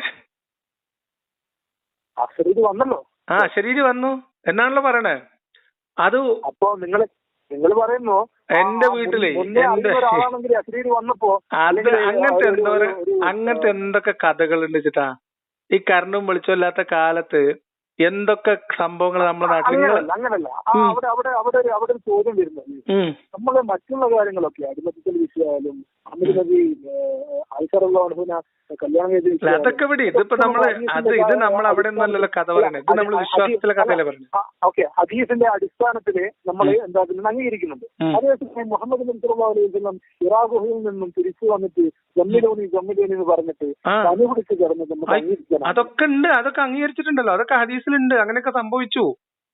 ഞാൻ ചോദിക്കുന്നത് വന്നത് ദൈവം പറഞ്ഞയച്ച പറഞ്ഞുതരാം. വന്നത് അങ്ങനെ പുള്ളിക്കൊരു അനുഭവം ഉണ്ടായിട്ടില്ല എന്നൊന്നും ഞാൻ പറഞ്ഞിട്ടില്ല. ഞാൻ പറഞ്ഞത് അങ്ങനെ ഒരു അശരീരി വന്നു തന്നെ വെക്കാം. വന്നത് അള്ളാഹു നിയോഗിച്ച ജിബ്രീലാണെന്ന് മുഹമ്മദ് നബി എങ്ങനെ കൺഫേം ചെയ്യും? അതാണ് എന്റെ ചോദ്യം. അത് ശരി, അതാണോ കൺഫർമേഷൻ? കെട്ടിപ്പിടിച്ചിട്ട് ആദ്യം പറഞ്ഞത്. ആയിക്കോട്ടെ, വായിക്കുക, അള്ളാഹുവിന്റെ നാമത്തിൽ വായിക്കുക എന്നാ പറഞ്ഞത്. ആയിക്കോട്ടെ. അപ്പോ മുഹമ്മദ് നബിക്ക് അതുവരെ ഏകദൈവമായ അള്ളാഹു ആരാണെന്ന് പോലും അറിയില്ലല്ലോ. അറിയില്ല. അപ്പൊ ഈ ജിബ്രീലും അള്ളയും തമ്മിലുള്ള ബന്ധം അറിയണ്ടേ? അത് രണ്ടാമത് വീണ്ടും വന്നില്ലേ? ഇനിയിപ്പോ ഇസ്ലാമിന്റെ കഥ അനുസരിച്ച്, ഇസ്ലാം മതം പറയുന്ന കഥ അനുസരിച്ച് ഇത് ഇബ്ലീസ് ആണെങ്കിലോ? ഇബ്ലീസ് ആണെങ്കിലോ? ഇബ്ലീസിന് എന്താ അശരീരി പുറപ്പെടുവിക്കാൻ കഴിയൂലേ? അപ്പോ ഇബ്ലീസ് അള്ളാഹുവിനോട് നിസ്കരിക്കാനും ഇബാദത്തൊക്കെ ചെയ്യാൻ വേണ്ടി വരൂ, വന്നൂടെ? വരൂലേ, വന്നൂടെ? മനുഷ്യനെ വഴിതെറ്റിപ്പിച്ചൂടെ എന്ന് ചോദിക്കാം. മനുഷ്യനെ വഴിതെറ്റിച്ചോ? ഇബ്ലീസിന് മനുഷ്യനെ വഴിതെറ്റിക്കാൻ കഴിയൂലേ? നിങ്ങളുടെ കാര്യത്തിൽ പറഞ്ഞൂടെ? പറയാം, നിങ്ങളുടെ കാര്യത്തിൽ പറഞ്ഞൂടെ? പറയാന്ന്, അതല്ലേ ഉറപ്പായിട്ടും പറയാം. ഇത് എനിക്ക് ഈമാൻ തെറ്റിച്ചതുപോലെ മുഹമ്മദ് നബിക്ക് ഇങ്ങനെ തോന്നലുണ്ടാക്കിയതല്ല. ഞാൻ ചോദിക്കുന്നത് ഇതെങ്ങനെയാണ് നമ്മൾ കൺഫേം ചെയ്യുക? മുഹമ്മദ് നബിയുടെ റിസാലത്ത് മുഹമ്മദ് നബി എങ്ങനെ കൺഫേം ചെയ്തു? ഇതാണ് ഒന്നാമത്തെ ചോദ്യം. നമ്മൾ അതെങ്ങനെ കൺഫേം ചെയ്യും? മുഹമ്മദ് നബിയുടെ നുബുവത്ത് കൺഫേം ചെയ്യാൻ പറയുന്നത് അവിടുത്തെ എന്താ പറയാ ജീവിതത്തിലൂടെ തന്നെയാണ്. കാരണം അമീർ എന്ന് വിളിക്കപ്പെട്ടിരിക്കുന്നു. ഒന്നും കാര്യമില്ല, അല്ല അങ്ങനെ അതൊരു പ്രൂഫ് അല്ല. ഞാൻ ചോദിക്കുന്നത് മുഹമ്മദ് നബിക്ക് എങ്ങനെ ബോധ്യപ്പെട്ടു എന്നുള്ളതാണ് എന്റെ ചോദ്യം. അത് ജിബ്രീൽ പറഞ്ഞിട്ട് ജിബ്രീലും മുഹമ്മദും അള്ളയും തമ്മിലൊരു കണക്ഷൻ മുഹമ്മദ് നബിക്ക് ഇപ്പൊ നിങ്ങളടുത്ത് ഒരാൾ വന്നിട്ട് നാളെ പറയാണ്, ഞാൻ ചോദിക്കട്ടെ നിങ്ങളടുത്ത് നാളെ ഒരാൾ വന്നിട്ട് പറയാണ് ഞാൻ ഇന്ത്യൻ പ്രധാനമന്ത്രി പറഞ്ഞയച്ച ഒരാളാണെന്ന് പറഞ്ഞാൽ നിങ്ങൾ എന്ത് ചെയ്യും? കാരണം നമുക്ക് അല്ല അള്ളാഹുവിന്റെ ഇത് വന്നു കഴിഞ്ഞാൽ വിശ്വസിക്കല്ലോ. എങ്ങനെ അത് വന്നത് അള്ളാഹുവിൽ നിന്നാണെന്ന് എന്ത് തെളിവ്? അതായത് ചോദിക്കുന്നത്, അതെങ്ങനെ കൺഫേം ചെയ്തു എന്ന് ചോദിച്ചു. പിന്നെ ഒന്നെങ്കിൽ അള്ളാഹുവിന് വരണം, അല്ലെ ഇബ്ലീസിന് വരണം. ഇത് രണ്ടിൽ ഏതാണെന്ന് എങ്ങനെ മനസ്സിലായി? കാരണം ഇബ്ലീസ് ഒരിക്കലും അള്ളാഹു ഇബാദത്ത് ചെയ്യാൻ പറയില്ല. അള്ളാഹുവിന് ഇബാദത്ത് ചെയ്യാനൊന്നും അവിടെ പറഞ്ഞിട്ടില്ലല്ലോ. അതാ അള്ളാഹുവിന്റെ നാമത്തിൽ. ആയിക്കോട്ടെ, അള്ളാഹുവിന്റെ നാമം അതൊക്കെ ഇബ്ലീസിന് പറയാൻ പറ്റും. അതൊക്കെ ഇബ്ലീസിന് പറയാൻ പറ്റും. ഇബ്ലീസിന് എന്ത് ഗുണം? സ്വർഗത്തിൽ കയറിയിട്ട് അള്ളാഹുവിന്റെ സ്വർഗത്തിൽ, അള്ളാഹുവിന്റെ അധീനതയിലുള്ള സ്വർഗത്തിൽ കയറിയിട്ട് ഹവ്വാനെ പറഞ്ഞു തെറ്റിച്ച ആളാണ് ഇബ്ലീസ്, അല്ലേ? അതന്നെ. ആ ഇബ്ലീസിന് അപ്പൊ എന്നിട്ട് പിന്നെ അള്ള എക്സ്ട്രാ വരം കൊടുത്തു. എന്ത്? ദുനിയാവിലുള്ള സകല മനുഷ്യന്മാരെയും വഴിവഴപ്പിക്കാനും വഴികേടിലാക്കാനും. പക്ഷെ ആ വരത്തിന്റെ കൂടെ വേറൊരു വാക്യം കൂടി അള്ളാഹു തആല പറഞ്ഞിട്ടുണ്ട്. എന്താണ്? ഇന്നൽ മുത്തഖീൻ. അതായത് എന്റെ മുത്തഖീങ്ങളെ മാത്രം എനിക്ക് ഉണ്ടാക്കാനാവില്ല, വൈകിപ്പിക്കാനാവില്ല. ഒരു ആകത്തുക എന്ന് പറയുന്നത് അല്ല. ഇത് ഞാൻ പറഞ്ഞുതരാം. ഇത് സിമ്പിളാണ്. ഇനി നിങ്ങൾക്ക് പറഞ്ഞുതരാം. ഖദീജ എന്നിട്ട് ഇവര് മുഹമ്മദ് നബി ജമ്മിലൂനി എന്ന് പറയണം. പുതപ്പിട്ട് മൂടുന്നു, കഥ പറയുന്നു. എന്നിട്ട് ഖദീജന്റെ വക ഒരു പരീക്ഷണം നടക്കുന്നുണ്ട്. ഇത് വന്നത് പിശാജാണോ ജിബ്രീലാണോ എന്ന് പറഞ്ഞാൽ മുഹമ്മദ് നബി അപ്പൊ വിശ്വസിച്ചിട്ടില്ല എന്നർത്ഥം. മനസ്സിലായോ? മുഹമ്മദ് നബിക്ക് കാര്യം മനസ്സിലായിട്ടില്ല, വിശ്വാസമായിട്ടില്ല. മുഹമ്മദ് നബി ഖദീജാന്റെ അടുത്ത് വന്നു, ഉണ്ടായ സംഭവം പറഞ്ഞു എന്നാണ് കഥ. അങ്ങനെ പറഞ്ഞപ്പോ മുഹമ്മദ് നബിയെ കാലിൽ കയറ്റിയിരുത്തി, തൊടയിലേക്ക് കയറ്റിയിരുത്തി എന്നാണ്. കാൽമുട്ടിന്റെ മുകൾ ഭാഗത്തേക്ക് മുഹമ്മദ് നബിയെ കയറ്റിയിരുത്തി. ഇപ്പൊ കാണുന്നുണ്ടോ എന്ന് ചോദിച്ചു. പിന്നെ ആ വസ്ത്രം ഒരല്പം മുകളിലോട്ട് മാറ്റിയിട്ട് ഔറത്ത് കാണാവുന്ന രീതിയിൽ ഇരുത്തിയിട്ട് പിന്നെ ചോദിച്ചു. അപ്പൊ കാണുന്നില്ല എന്ന് പറഞ്ഞു. അപ്പൊ മലക്കായതുകൊണ്ട് മാറിപ്പോയി എന്ന് ഖദീജ പറഞ്ഞു എന്നും വറക്ക ഇബ്നു നൗഫൽ എന്ന് പറയുന്ന ഒരു കൺവേർട്ടഡ് ജ്യൂ ആണെന്നാണ് മനസ്സിലാക്കുന്നത്. ഈ ജൂത ക്രിസ്ത്യ കഥകളൊക്കെ നന്നായിട്ട് അരച്ച് കലക്കി കുടിച്ച ഒരു പണ്ഡിതൻ, ഖദീജയുടെ ബന്ധുവായിട്ടുണ്ടായിരുന്ന ഒരാള്, അവര് 3 പേരും കൂടിയാണ് ഇത് വന്നത് അള്ളാഹുവിന്റെ അടുത്തുനിന്നുള്ള മാലാഖയാണെന്നും മുഹമ്മദ് പ്രവാചകനാണെന്നും തീരുമാനിക്കുന്നത്. കഥ മനസ്സിലായി നിങ്ങൾക്ക്? നിങ്ങൾ ഇപ്പൊ പറഞ്ഞതും അതുപോലെ തന്നെ മുമ്പേ പറഞ്ഞ കോൺട്രഡിക്ഷൻ ഞാൻ പറഞ്ഞു. ഒരു കോൺട്രഡിക്ഷനും ഇല്ല. അല്ല, ഞാൻ നിങ്ങളോട് ഞാനതൊരു തോട്ട് പ്രൊവോക്കിംഗ് ആയിട്ട് ചോദിച്ചതാണ്. കോൺട്രഡിക്ഷൻ എന്ന് പറയുന്നത് അല്ല, ആ കോൺട്രഡിക്ഷൻ എന്ന് പറയുന്നത് നിങ്ങൾക്ക് ഒരു ആശയത്തെ കണക്ട് ചെയ്ത് കൊണ്ടുപോകാനാവില്ല. വ്യക്തമായിട്ടുള്ള ഗൂഢാലോചന ഉണ്ടായിരുന്നു. ഖദീജ റളിയല്ലാഹു അൻഹ അവിടെ പോയത്. ആ ഗൂഢാലോചനയാണ് ഞാൻ പറഞ്ഞത് നിങ്ങൾക്ക്. ആ ഗൂഢാലോചനയാണിത്. ഇപ്പം ഈ ഗൂഢാലോചന എങ്ങനെ എഴുതി വെക്കുക? ഇങ്ങനെ തന്നെ എഴുതി വെക്കുക. അല്ലാതെ ഗൂഢാലോചന ഞങ്ങൾ 3 പേരും കൂടിയിരുന്ന് ആലോചിച്ച് തീരുമാനിച്ചതിന്റെ അടിസ്ഥാനത്തിലാണ് മുഹമ്മദ് നബി അവിടെ പോയതെന്ന് ഇങ്ങനെ ഒരു കഥ മെനയുന്നവർ ഗൂഢാലോചന അല്ലല്ലോ എഴുതി വെക്കുക. അത് നാട്ടുകാർക്ക് മനസ്സിലാകാൻ വിശ്വസിക്കാവുന്ന പരുവത്തിലെ കഥ എഴുതി വെക്കുക. അങ്ങനെ തന്നെയാണ് ഗൂഢാലോചനകൾ നടക്കുക. അങ്ങനെ തന്നെ ഗൂഢാലോചന നടക്കുക. അതല്ലാത്ത ഒരു തെളിവില്ല. അതല്ലാതെ നിങ്ങൾ ഈ പറയപ്പെടുന്ന പ്രവാചകത്വത്തിന് ഇനി അവിടെ സ്പേസിലേക്ക് ഞാൻ കിടക്കാം. താങ്കളുടെ പേഴ്സണൽ സ്പേസിലേക്ക് ഞാൻ കിടക്കാം. കടന്നു. താങ്കൾ ഇതുപോലെ എന്തെങ്കിലും ഒരു കാര്യം ചെയ്യുമ്പോ നിങ്ങൾക്ക് ഒരു ഗൂഢാലോചന ഉണ്ട്. നിങ്ങൾ RSSന്റെ താരമാണ്. അല്ലാതെ ഇങ്ങനെ ഇസ്ലാമിനെ മാത്രം എന്താക്കില്ല, ഒരു യുക്തിവാദങ്ങൾക്ക് കശാപ്പ് ചെയ്യാൻ സാധ്യതയില്ല. അത് എന്തൊരു ആരോപണം മാത്രമല്ലത്. അല്ല, നിങ്ങൾക്ക് അങ്ങനെ ആരോപിക്കാനുള്ള എല്ലാ ഒരു സാഹചര്യം ഉണ്ട്. അല്ല, നിങ്ങൾക്ക് അതിനുള്ള അവകാശം ഉണ്ടെന്ന്. ആ അവകാശം ഉണ്ട്. നിങ്ങൾക്കും അവകാശമുണ്ട്. പക്ഷേ നിങ്ങൾക്കൊരു കോൺട്രഡിക്ഷനിൽ സംസാരിക്കാനാവില്ല. എന്ത് ഞാൻ പറഞ്ഞില്ല? കോൺട്രഡിക്ഷൻ ഇത്രയും നേരമായിട്ട് പറഞ്ഞില്ല. എന്ത് കോൺട്രഡിക്ഷൻ ഞാൻ പറഞ്ഞത്? അല്ല, ഇതിലെ കോൺട്രഡിക്ഷൻ എന്ന് പറയുന്നത്, അതായത് അബൂബക്കർ, ഞാൻ പറഞ്ഞത് മുഹമ്മദ് നബി പിന്നെ മലയുടെ മുകളിൽ കയറിയിരിക്കുകയും ഖദീജ അവിടത്തേക്ക് ചോറ്റുപാത്രം കൊണ്ട് പോവുകയും ചെയ്തിട്ടുണ്ടെങ്കിൽ ഖദീജക്കും മുഹമ്മദിനും ധാരണയുള്ള ഒരു കാര്യം അതിന് പിന്നിൽ ഉണ്ടായിരുന്നു എന്ന് വേണം അനുമാനിക്കുക എന്നാണ് ഞാൻ പറഞ്ഞത്. ആ കഥ കിതാബിൽ എഴുതി വെക്കുമ്പോ അത് ഒരു ദൈവികമായ ഒരു മിനിറ്റ്, ഒരു പ്രവാചക അല്ലല്ല പറയാം ഒരു പ്രവാചകത്വത്തിന്റെ കഥ പുറത്തോട്ട് കൊടുക്കുമ്പോ അതിനൊരു തിരക്കഥ മഞ്ഞിട്ടല്ലേ കൊടുക്കാൻ പറ്റുള്ളൂ. വിശ്വാസയോഗ്യമായ ഒരു തിരക്കഥയിലല്ലേ കൊടുക്കാൻ പറ്റുള്ളൂ. വിശ്വാസയോഗ്യമായിട്ടുള്ള തിരക്കഥ വേണമെന്നാണ് താങ്കൾ പറയുന്നത്. അത്രേ ഉള്ളൂ.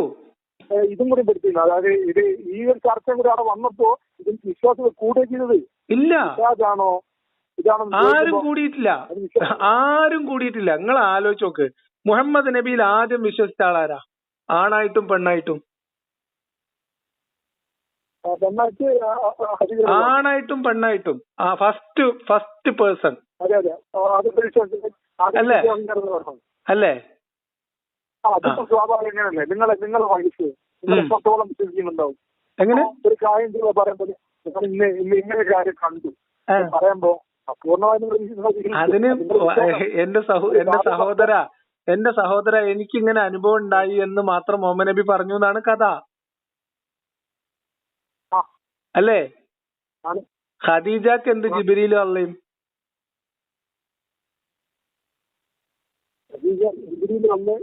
ഖദീജയായിട്ട് എന്ത് ബന്ധം? മുഹമ്മദ് നബി വന്നിട്ട് ഇങ്ങനെ ഒരു അനുഭവം ഉണ്ടായി എന്ന് പറയുമ്പോ ഖദീജ വറക്കയോട് സഹായം തേടുകയാണ് ചെയ്യുന്നത് എന്നാണ് പറയുന്നത് കഥയില്.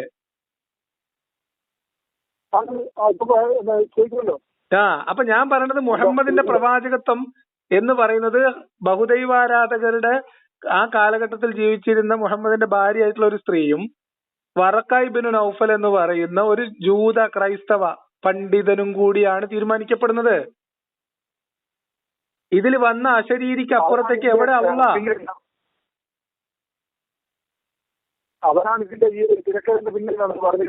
ആര്? ഈ 3 പേരും അറിഞ്ഞുകൊണ്ട് കൃത്യമായിട്ട് പ്ലാൻ ചെയ്ത് ഇറക്കിയ ഒരു കഥയാണ് മുഹമ്മദിന്റെ പ്രവാചകത്വം.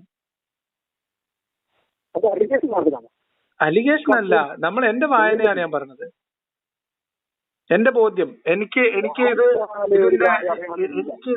ഞാൻ പറഞ്ഞത് ഇപ്പൊ നിങ്ങൾ ഈ പറഞ്ഞ ഭയപ്പാട് മാറ്റിവെച്ച് ഞാനിത് പഠിച്ചതിൽ നിന്നും മനസ്സിലാക്കിയതിൽ നിന്നും എനിക്കുണ്ടായ ബോധ്യമാണ് ഞങ്ങളോട് പറഞ്ഞത്.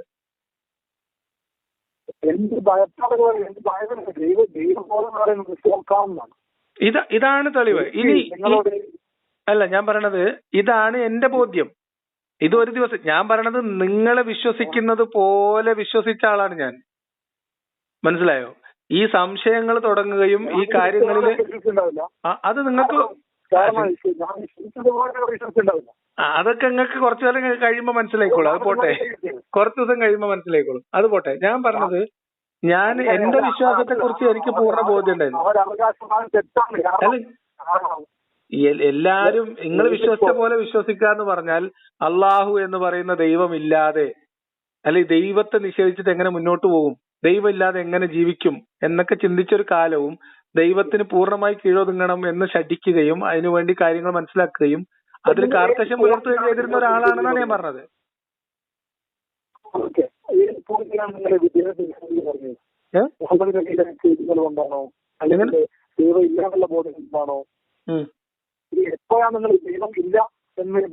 ദൈവമില്ല എന്നുള്ള ബോധ്യപ്പെടലൊക്കെ ദൈവത്തിലുള്ള വിശ്വാസം നഷ്ടപ്പെടലൊക്കെ ഇസ്ലാമും മുഹമ്മദും ഖുർആാനും ഒക്കെ കാറ്റായി പോയി പിന്നെയും കുറെ വർഷങ്ങൾ കഴിഞ്ഞിട്ടാണ്. കാരണം ഇതെല്ലാം പോയി കഴിയുമ്പോഴും ദൈവം എന്തോ ഒരു ശക്തിയൊക്കെ നമ്മളെ പുറകെ ഉണ്ടാവും, കുറച്ചു കാലം കൂടിയൊക്കെ ഉണ്ടാവും. അതിനെ പ്രോസസ് ചെയ്തെടുക്കുക എന്ന് പറയുന്നത് തലച്ചോറിന് നല്ല പണിയുള്ള ഒരു പണിയാണ്. അപ്പൊ ഞാൻ പറഞ്ഞു വന്നതെന്ന് വെച്ചാല് ഈ കഥ ഇത്രേ ഉള്ളൂ.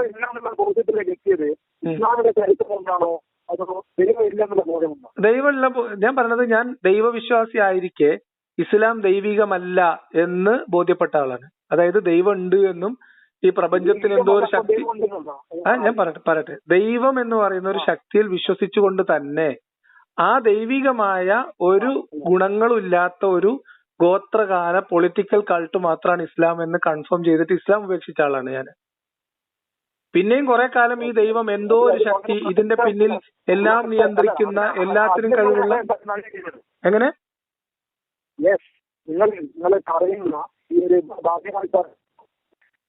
മനസ്സിലായില്ല? ക്ലിയർ ആവുന്നില്ല. ഇല്ല, നിങ്ങൾ വല്ല മുറി ഹലോ കേൾക്കാം, പറയൂ. നടത്തുമ്പോ അതിന് നീതി വകുപ്പ് ആളാണ്.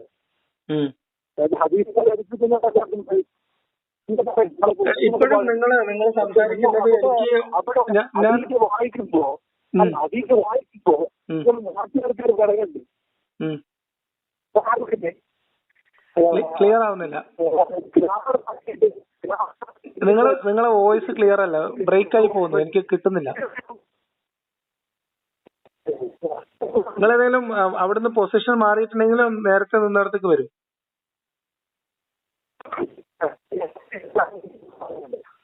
യാത്ര ചെയ്യുന്നെങ്കിലാണോ? അല്ല, യാത്രയുടെ കാര്യം പറയുന്നുണ്ട്. നിങ്ങൾ പറയുന്ന കാര്യങ്ങളൊക്കെ ശരിയാണ്, അടിസ്ഥാനത്തിൽ നമ്മൾ സംസാരിക്കുന്നത്. അതേസമയം ഗ്രാമം ഒഴിവാക്കിയിട്ട് ദൈവത്തിന് ഒഴിവാക്കിയിട്ട് ആദ്യം മനസ്സിലായില്ല. ദൈവത്തിനെ ഒഴിവാക്കിയ ഹദീസ് എടുത്തിട്ടില്ല സുഹൃത്തെ. ഞാൻ ദൈവത്തിന് ഏറ്റവും അവസാനമാണ് ഒഴിവാക്കുന്നത്. ഞാൻ പറയുന്നത് എന്താ അറിയോ, നിങ്ങൾക്ക് ഞാൻ പറഞ്ഞത് മനസ്സിലാവാത്തോണ്ടാണ്. ദൈവവിശ്വാസി ആയിരിക്കെ ഇസ്ലാം ഉപേക്ഷിച്ച ആളാണ് ഞാൻ. കുറച്ചുകൂടി ക്ലിയർ ആയിട്ട് പറഞ്ഞാൽ, അള്ളാഹു എന്ന ദൈവത്തിൽ വിശ്വസിച്ചുകൊണ്ട് ഇസ്ലാം എന്ന് പറയുന്ന മതം അള്ളാഹുവിൽ നിന്നുള്ളതല്ല എന്ന് മനസ്സിലാക്കിയ ആളാണ് ഞാൻ.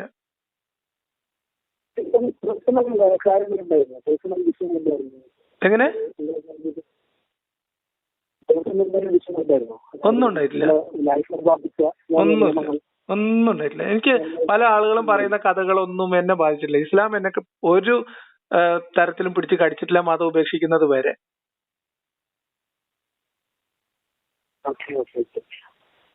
അപ്പൊ എന്റെ അഭിപ്രായത്തില് നിങ്ങൾ ഇതിനെപ്പറ്റി ഒന്നും അറിയില്ല. ഗ്രാമർ മാറ്റി വെച്ചിട്ട് ഗ്രാമർ മാറ്റി വെച്ച നിങ്ങൾ പറയണത് ഇവിടെ സ്യൂട്ട് ആവൂല. ദൈവവിശ്വാസം ഉപേക്ഷിച്ചിട്ടല്ല ഇസ്ലാം പഠിച്ചത്. ദൈവവിശ്വാസി ആയിരിക്കെ അള്ളാഹുവിൽ വിശ്വസിച്ച് മതം പഠിച്ചപ്പോ ഇത് ആ ഖുർആൻ പറയുന്ന വിശേഷണങ്ങളുള്ള ദൈവത്തിൽ നിന്നുള്ളതല്ല എന്ന് മനസ്സിലാക്കിയ ആളാണ്. ഇല്ല, നിങ്ങളെ ശബ്ദം ഒട്ടും ക്ലിയർ അല്ല. അവസാനം ഇപ്പൊ ചർച്ച ചെയ്യുന്ന ഒരു വിഷയമാണ് അടിമത്തം. നിങ്ങൾ യാത്രയിൽ എന്തെങ്കിലും ആണോ? എന്താ പറയാ, നമ്മളിത് പിന്നെ ഭയങ്കര സ്ട്രെയിൻ ആണ് കേട്ട് മനസ്സിലാക്കി എടുക്കലേ. നമ്മളിങ്ങനെ സങ്കല്പിച്ചെടുക്കണേ കുറച്ചൊക്കെ, അപ്പൊ അത് ബുദ്ധിമുട്ടാ. നിങ്ങൾ വല്ല യാത്രയിലോ അല്ലെങ്കിൽ വല്ല അടച്ചിട്ട സ്പേസിലോ ക്ലോസ്ഡ് സ്പേസിലൊക്കെ ആണെങ്കിൽ ഒന്ന് പുറത്തേക്ക് മാറി നിൽക്കൂ, നേരത്തെ വന്ന പോലെ.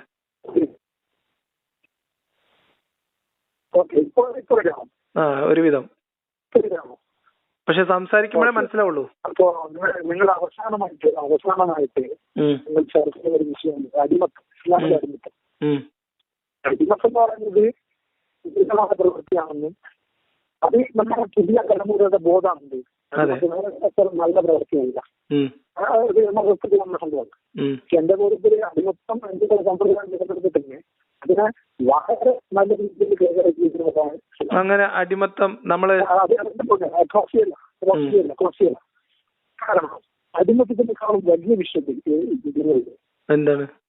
കാരണം ഇവിടെ ഒന്നാം ലോക മഹായുദ്ധം കഴിഞ്ഞു, രണ്ടാം ലോക മഹായുദ്ധം കഴിഞ്ഞു.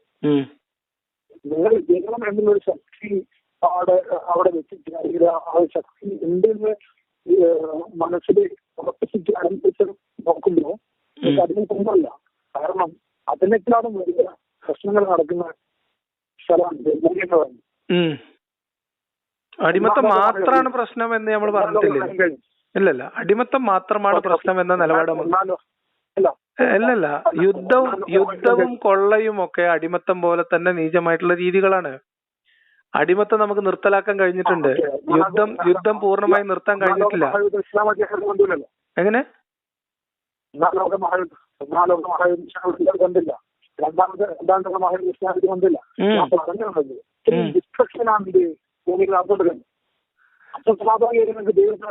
ഇല്ല, ഇത് എന്താ സംഭവിച്ചാൽ എനിക്ക് നിങ്ങളെ വോയിസ് ക്ലിയർ ആവണില്ല. നിങ്ങൾ ഇടക്ക് കുറച്ചു നേരം നന്നായിട്ട് കേട്ടിരുന്നു, ഇപ്പൊ കുറച്ചായിട്ട് കേൾക്കുന്നില്ല. നിങ്ങൾ എന്തോ ഒരു പൊസിഷൻ മാറിയിട്ടുണ്ട്. അത് എന്റെ പ്രശ്നമാണെങ്കിൽ എന്റെ ഭാഗത്തുള്ള പ്രശ്നമല്ല, കാരണം ഞാൻ വളരെ അപ്പോ ഞാൻ പറഞ്ഞിരുന്നത് ഡിസ്ട്രക്ഷൻ നടക്കുന്നുണ്ട്, അടിമത്തം നടക്കുന്നുണ്ട്. ആദ്യം അല്ല, അടിമത്തത്തിനേക്കാൾ കൂടുതൽ പ്രശ്നങ്ങൾ ഇത് ഭൂമിയിൽ നടക്കുന്നുണ്ട്. ഇല്ലല്ല, അടിമത്തത്തെക്കാൾ മോശമായ കാര്യം ഉണ്ടായാലും ഇല്ലെങ്കിലും അടിമത്തം മനുഷ്യ ചരിത്രത്തിൽ ഉണ്ടായ ഏറ്റവും നീചമായ ഒരു വ്യവസ്ഥിതിയാണ് എന്നുള്ള കാര്യത്തിൽ നിങ്ങൾക്ക് സംശയമുണ്ടോ? അല്ല, യുദ്ധവും കൊള്ളയും അതുപോലെ നീചമാണ്. സംശയമൊന്നുമില്ല. ഞാൻ പറയുന്നത് യുദ്ധവും കൊള്ളയും ചില ഇൻസിഡൻസ് ആണ്. ഞാൻ പറയാം, യുദ്ധവും കൊള്ളയും എന്നൊക്കെ പറയുന്നത് ചില ഇൻസിഡൻസ് ആണ്. ഒരു പർട്ടിക്കുലർ സമയത്ത് തുടങ്ങി ഒരു പർട്ടിക്കുലർ സമയത്ത് അവസാനിച്ചു പോകുന്ന ദുരന്തങ്ങളാണ്. ഓക്കെ, അത് അങ്ങേയറ്റം മോശമായിട്ടുള്ള പറയട്ടെ അങ്ങേയറ്റം മോശമായിട്ടുള്ള അവസ്ഥയാണ്, ഒരു സംശയമല്ല. പക്ഷേ ഒരു മനുഷ്യന്റെ സ്റ്റാറ്റസ്, ഒരു മനുഷ്യൻ മറ്റൊരു മനുഷ്യന്റെ കീഴിലെ ക്രയവിക്രയാധികാരങ്ങളോട് കൂടുള്ള ഒരു വസ്തുവായി നിലനിൽക്കുക എന്ന് പറയുന്നത് നമ്മൾ കേട്ടിട്ടില്ലേ, പാരതന്ത്ര്യം മാനികൾക്ക് മൃതിയേക്കാൾ ഭയാനകം എന്നാണ്. അപ്പോ ഒരു മനുഷ്യൻ മറ്റൊരു മനുഷ്യനെ ഒബ്ജക്റ്റ് ആയി നിലനിൽക്കുന്ന ഒരു സിസ്റ്റം എന്ന് പറഞ്ഞാൽ, നിങ്ങളെ എനിക്ക് ചന്തയിൽ കൊണ്ടുപോയി വിൽക്കാനും പണയം വെക്കാനും ഒക്കെ പറ്റുന്ന ഒരു ഒബ്ജക്റ്റ് ആയിട്ട് നിങ്ങളെ ഞാൻ അധീനപ്പെടുത്തി എന്റെ അനുസരണത്തിൽ മാത്രം നിർത്തുന്ന ഒരു അവസ്ഥകളൊന്നും ആലോചിച്ചോക്ക്. നിങ്ങളും ഞാനും ഒരുപോലെ ഒരേ രീതിയിൽ ജനിച്ച് ഇസ്ലാം എങ്ങനെ കൈകാര്യം ചെയ്താലും ഈ അധികാരങ്ങളൊക്കെ ഉണ്ടായിരുന്നു. അല്ല, അടിമത്തം എന്ന് പറയുന്നത് ഞാൻ പറയാം, അടിമത്തം എന്ന് പറയുന്നത് ഒരു തെറ്റായ ഒരു കാര്യമല്ല. ഇസ്ലാം കൊണ്ടുവന്നു എന്ന് നിങ്ങൾ പറയപ്പെടുന്ന എല്ലാ സാധനങ്ങളും, അതായത് ഇപ്പം മോചിപ്പിച്ചാൽ പുണ്യം കിട്ടും എന്ന് പറയുന്നതും ഉമ്മു വലത് ഫ്രീ ആവും എന്ന് പറയുന്നതും, അതൊക്കെ മുഹമ്മദിന്റെ കാലത്തോ അതിന് മുൻപോ അവിടെ തന്നെ ഉണ്ടായിരുന്നാണ്. ഒന്നും ഇസ്ലാം പുതിയതായിട്ട് ഇൻട്രൊഡ്യൂസ് ചെയ്തതല്ല.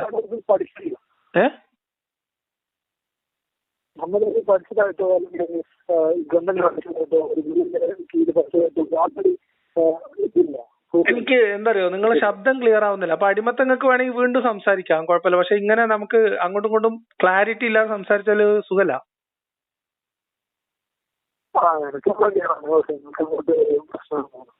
തീരെ ക്ലിയർ ആവുന്നില്ല.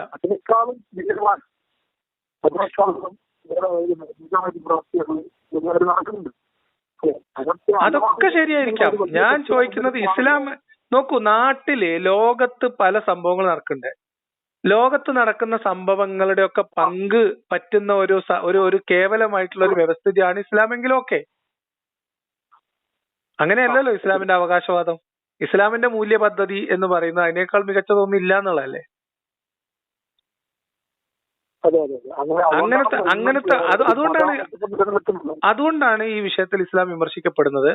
ഞാൻ ചോദിക്കുന്നത്, മുഹമ്മദ് നബിയിലെങ്കിലും ഇതൊരു തിന്മയാണ് എന്ന കാര്യത്തിൽ ഇപ്പൊ ആർക്കും സംശയമൊന്നുമില്ലല്ലോ. ഇന്നത്തെ കാലത്ത് അടിമത്തം മോശമാണെന്നുള്ള കാര്യത്തിൽ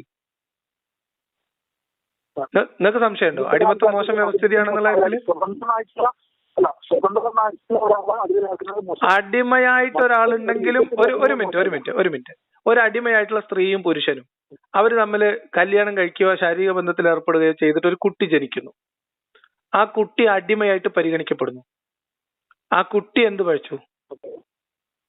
അപ്പൊ അതുകൊണ്ട് നിലനിന്നിരുന്ന അടിമത്തം എന്ന് പറയുന്നതും സ്വതന്ത്രനായ ഒരു മനുഷ്യൻ അടിമയാക്കപ്പെടുന്നു എന്ന് പറയുന്നതും ആ കുട്ടി സ്വതന്ത്രനായിട്ടല്ലേ ജനിച്ചു വീഴുന്നത്. ചില നിയമങ്ങൾ, ചില സാമൂഹ്യ നിയമങ്ങളുടെ അടിസ്ഥാനത്തിലല്ലേ ആ കുട്ടി അടിമയായി നിർണയിക്കപ്പെടുന്നത്.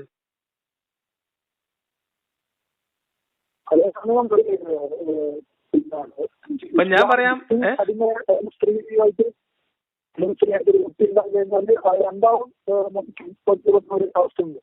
ഞാൻ ചോദിക്കട്ടെ, ഒരു ഉടമയ്ക്ക് ഒരാളുടെ കയ്യിൽ 10 അടിമ സ്ത്രീകളുണ്ട്. അതിൽ ഒരു അടിമ സ്ത്രീക്ക് ഈ ഉടമയിൽ ഒരു കുട്ടി ജനിച്ചു. ആ കുട്ടി സ്വതന്ത്രനായിരിക്കും.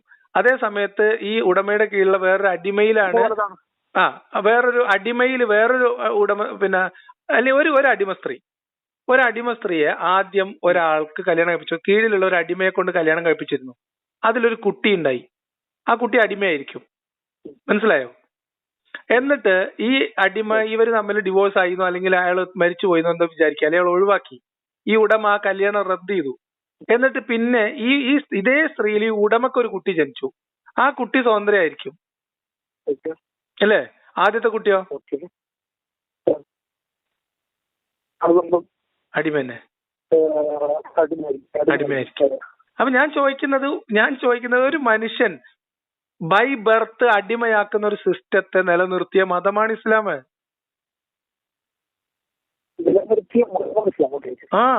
അപ്പൊ ഒരു ദുഷിച്ച വ്യവസ്ഥിതി, ഒരു മോശം വ്യവസ്ഥിതി തെറ്റാണ് എന്ന് പോലും ഒരു തെറ്റാണ് എന്നുള്ളൊരു ബോധ്യം, അടിമത്തം തെറ്റാണെന്ന് പോലും പറയാൻ കഴിയാത്തൊരു ഒരു ധാർമ്മിക പദ്ധതി ദൈവം അവതരിപ്പിക്കുവോ? നിങ്ങൾ ആലോചിച്ചാൽ മതി.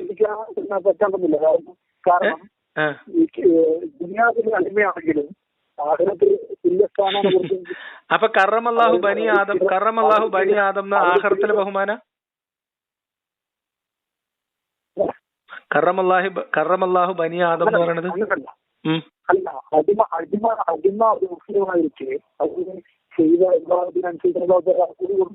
അതാ അവിടെ അല്ലേ മരിച്ചു എന്നിട്ടല്ലേ? ആരെയാണ് നീതി? അപ്പൊ ഭൂമിയിൽ നിങ്ങളുടെ കാഴ്ചപ്പാടനുസരിച്ചിട്ടും ഭൂമിയിൽ ഇപ്പൊ ഒരാള് അടിമത്തത്തിലായി പോയി എന്നതിൽ വലിയ കുഴപ്പമൊന്നുമില്ല നിങ്ങളെ ധാരണ? ഓക്കെ, അത് മാത്രല്ല. അല്ല, അങ്ങനെയാണോ നിങ്ങളൊരു ചിന്ത അതാണോ? എന്റെ ചിന്ത എന്ന് പറയുന്നത് അടിമത്തം എന്നുള്ളത് പിന്നെ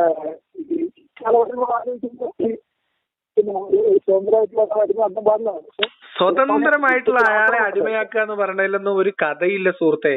ഞാൻ ചോദിക്കുന്നത് ഒരു സ്ത്രീക്കും പുരുഷനും ജനിച്ചു വീഴുന്ന കുട്ടികളിൽ ചിലർ അടിമകളായി മാറ്റുന്നു, ചിലർ സ്വതന്ത്രരായി മാറുന്നു എന്നൊരു സിസ്റ്റം, ദൈവികമായ നിയമം നിലനിൽക്കുന്ന ഒരു നാട്ടിലുണ്ടാവോ? അതങ്ങൾ ചോദിക്കണതേ. ദൈവികമായിട്ടുള്ള നിയമങ്ങൾ അല്ല, അതിനേക്കാളും കാണുന്നുണ്ട്. അതല്ല, അതിനേക്കാളും പ്രശ്നമല്ല. നിങ്ങൾ ഇത് പറയും, ഈ വിഷയം പറയും. മുസ്ലിമായ മാതാപിതാക്കളിൽ ജനിക്കുന്ന കുട്ടികളിൽ ചിലർ അടിമകളായും ചിലർ സ്വതന്ത്രരായും വളർന്നു വരുന്നതിനെ കുറിച്ച് നിങ്ങളുടെ അഭിപ്രായം എന്താ? ബാക്കിയൊക്കെ വിട്ടാൽ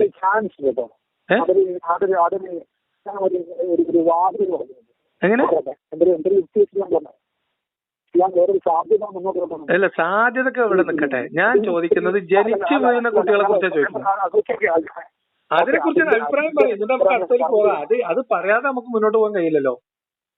ഒരു ഇസ്ലാമിക രാജ്യത്തിന്റെ കീഴിൽ ജനിച്ചു വീഴുന്ന മുസ്ലിം മാതാപിതാക്കളിൽ ജനിച്ചു വീഴുന്ന കുട്ടികളിൽ ചിലർ അടിമകളായും ചിലർ സ്വതന്ത്രരായും നിർണയിക്കപ്പെടുന്ന ഒരു വ്യവസ്ഥിതി ഉണ്ടായിരുന്നു. യുദ്ധത്തിൽ പിടിച്ചവര് മാത്രമേ ഉള്ളൂ എന്നാണല്ലോ പറയണത്. നോണ പറയാൻ പറ്റില്ലല്ലോ ആരും. ഞാൻ ചോദിക്കുന്നത്, നിങ്ങൾ പറഞ്ഞു എന്നല്ല, ഇവിടുത്തെ വലിയ ന്യായീകരണക്കാർ പറയുന്ന നോണയാണ്. ഞാൻ ചോദിക്കുന്നത്, ഒരു ഇസ്ലാമിക ഭരണത്തിന്റെ കീഴിൽ മുഹമ്മദിന്റെ കാലത്ത് പോലും ജനിച്ചു വീഴുന്ന കുട്ടികളിൽ ചിലർ അടിമകളും ചിലർ സ്വതന്ത്രരുമായിരുന്നു.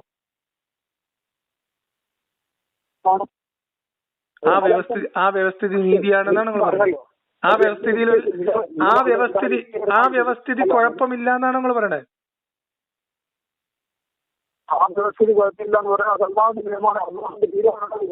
ആ അള്ളാഹുവിന്റെ നിയമത്തിനെ കുറിച്ചാണ് നമ്മൾ ചോദിക്കുന്നത്. ഇങ്ങനെ ഒരു അള്ള ഉണ്ടോ? ഇങ്ങനെ ഒരു ദൈവം ഉണ്ടാവോ?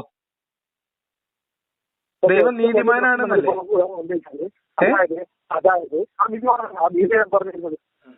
ആ നീതി ഇങ്ങനെയൊക്കെ ആയിരിക്കും നിങ്ങൾ പറയുന്നത്. ഒരു അടിമപ്പെണ്ണും ഒരു അടിമാണും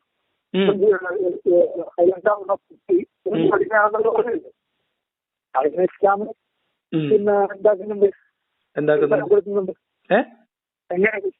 എങ്ങനെയെന്ന് വെച്ചാല് ഒരു മുസ്ലിം നമ്മൾ മനുഷ്യന്മാരെ കുറിച്ചാണ് സംസാരിക്കുന്നതെന്ന് ഓർക്കണം. ഈ പറയപ്പെടുന്ന ജനിച്ചു വീഴുന്ന കുട്ടികൾക്ക് നിങ്ങളുടെ മുഖമോ അടിമയായ സ്ത്രീ പുരുഷൻ എന്നൊക്കെ പറയുമ്പോൾ നമ്മളെ സ്വന്തക്കാര് നമ്മളെയൊക്കെ അവിടെ നിങ്ങളൊന്ന് പ്ലേസ് ചെയ്തിട്ടൊന്ന് ചിന്തിച്ചാലേ മനസ്സിലാവുള്ളത്. മനസ്സിലായോ? ഇത് നമുക്ക് ന്യായീകരിക്കാൻ എളുപ്പമാണ്. ഞാൻ നോക്കൂ ഞാൻ എന്നെ സംബന്ധിച്ചത് കേട്ടിരിക്കാൻ ബുദ്ധിമുട്ടുണ്ട്. നമ്മളൊക്കെ മനുഷ്യരായ നമ്മള് മറ്റൊരു മനുഷ്യനെ കുറിച്ച് പറയാണ് അവരടിമയാ പെണ്ണും അടിമ പുരുഷനും അതിലുണ്ടാവുന്ന കുട്ടി അടിമയും എന്നൊക്കെ പറയുന്നത് എത്രമേൽ മാനവിക വിരുദ്ധമായിട്ടുള്ള ചിന്തയാണ് നിങ്ങൾക്ക് അറിയോ? നമ്മൾ ആലോചിക്കാൻ പാടുന്നു അങ്ങനെ ആവൂല. ഇതാണ് ഈ മതം മനുഷ്യനിൽ ചെലുത്തുന്ന സ്വാധീനം.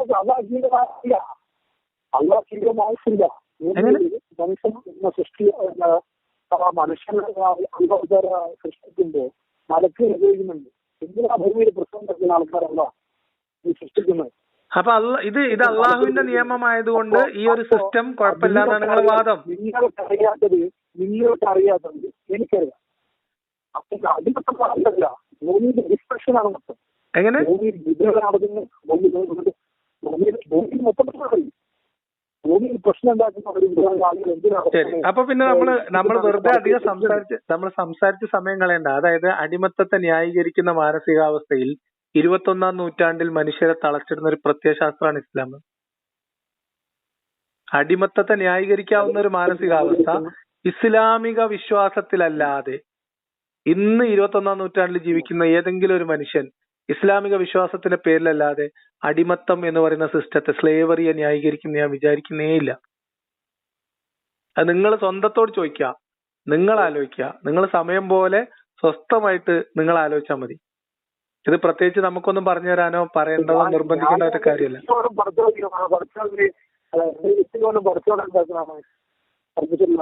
അതാ ഞാൻ പറഞ്ഞത്.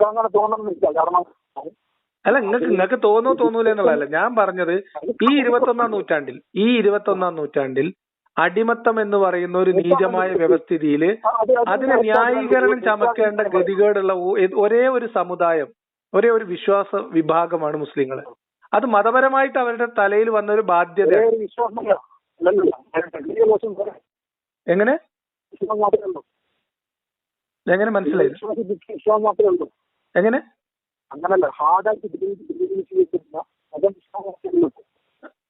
മനസ്സിലാവണില്ല.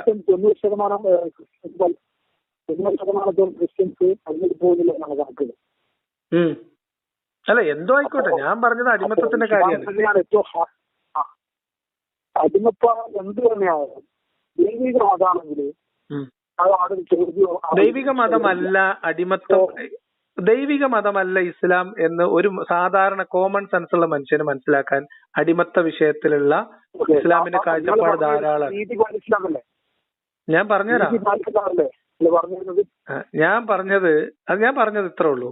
ഇസ്ലാം എന്ന് പറയുന്നത് ദൈവവിശ്വാസി ആയിരിക്കുന്ന ഒരു മനുഷ്യന് പോലും ഇസ്ലാം ദൈവികമല്ല എന്ന് ബോധ്യപ്പെടാൻ ഇസ്ലാം എന്ന് പറയുന്ന മതപ്രത്യയ ശാസ്ത്രം അടിമത്തത്തെ എങ്ങനെയാണ് കൈകാര്യം ചെയ്തിട്ടുള്ളതെന്നും എങ്ങനെയാണ് ഉപയോഗപ്പെടുത്തിയിട്ടുള്ളതെന്നും സാമാന്യ ബോധത്തിൽ, മാനവിക ബോധത്തിൽ നിന്നുകൊണ്ട് ചിന്തിച്ചാൽ മനസ്സിലാവും.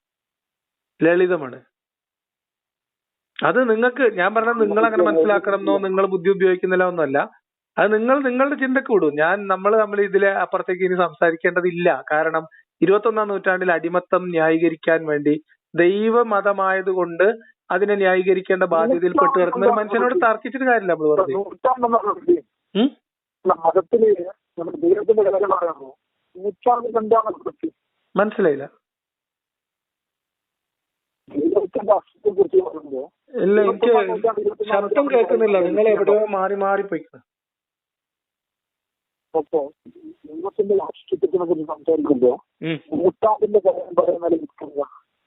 ഞാൻ ദൈവത്തിന്റെ അസ്തിത്വത്തെ കുറിച്ച് സംസാരിച്ചില്ലല്ലോ. ദൈവത്തിന്റെ അസ്തിത്വത്തെ കുറിച്ച് നമ്മൾ സംസാരിച്ചില്ലല്ലോ.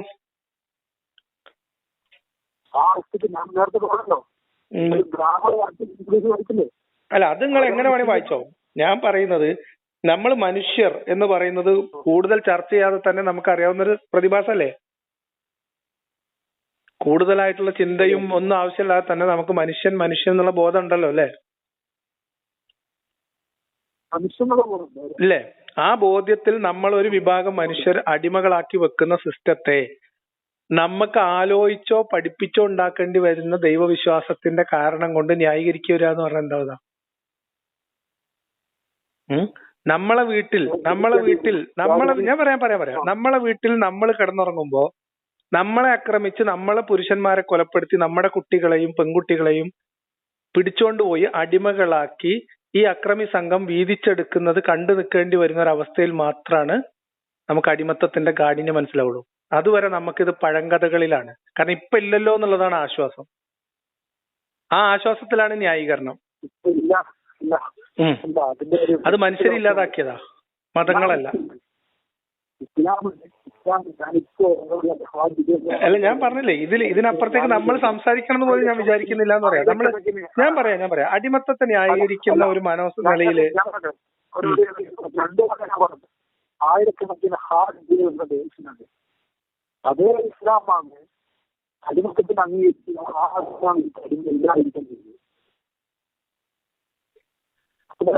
ഇസ്ലാമ് അടിമകളെ ശരിയാക്കാൻ വാതിലുകൾ തുറന്നിട്ടില്ല. അങ്ങനെയാണെങ്കിൽ ഇസ്ലാം നിലനിൽക്കില്ലല്ലോ. എന്തിനാണ് വാതിലുകൾ തുറന്നിട്ടത്? അടിമത്തം തെറ്റായതുകൊണ്ടാണ്. ഒരു മിനിറ്റ്. അടിമകളെ മോചിപ്പിക്കാനുള്ള വാതിലുകൾ ഇസ്ലാം തുറന്നിട്ടത് അടിമത്തം തെറ്റാണെന്നുള്ളത് കൊണ്ടാണോ അതോ അതിൽ കുഴപ്പമില്ല എന്നുള്ളതുകൊണ്ടാണോ?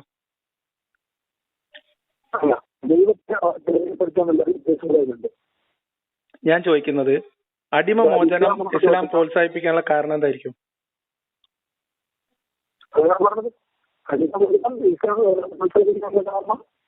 അടിമമോചനം പുണ്യമാവുക, ഇസ്ലാം അടിമമോചനം പുണ്യമാക്കി എന്ന് പറഞ്ഞാൽ അടിമത്തത്തിൽ എന്തോ പ്രശ്നമുണ്ട് എന്ന് ഇസ്ലാം മനസ്സിലാക്കി എന്നല്ല അർത്ഥം.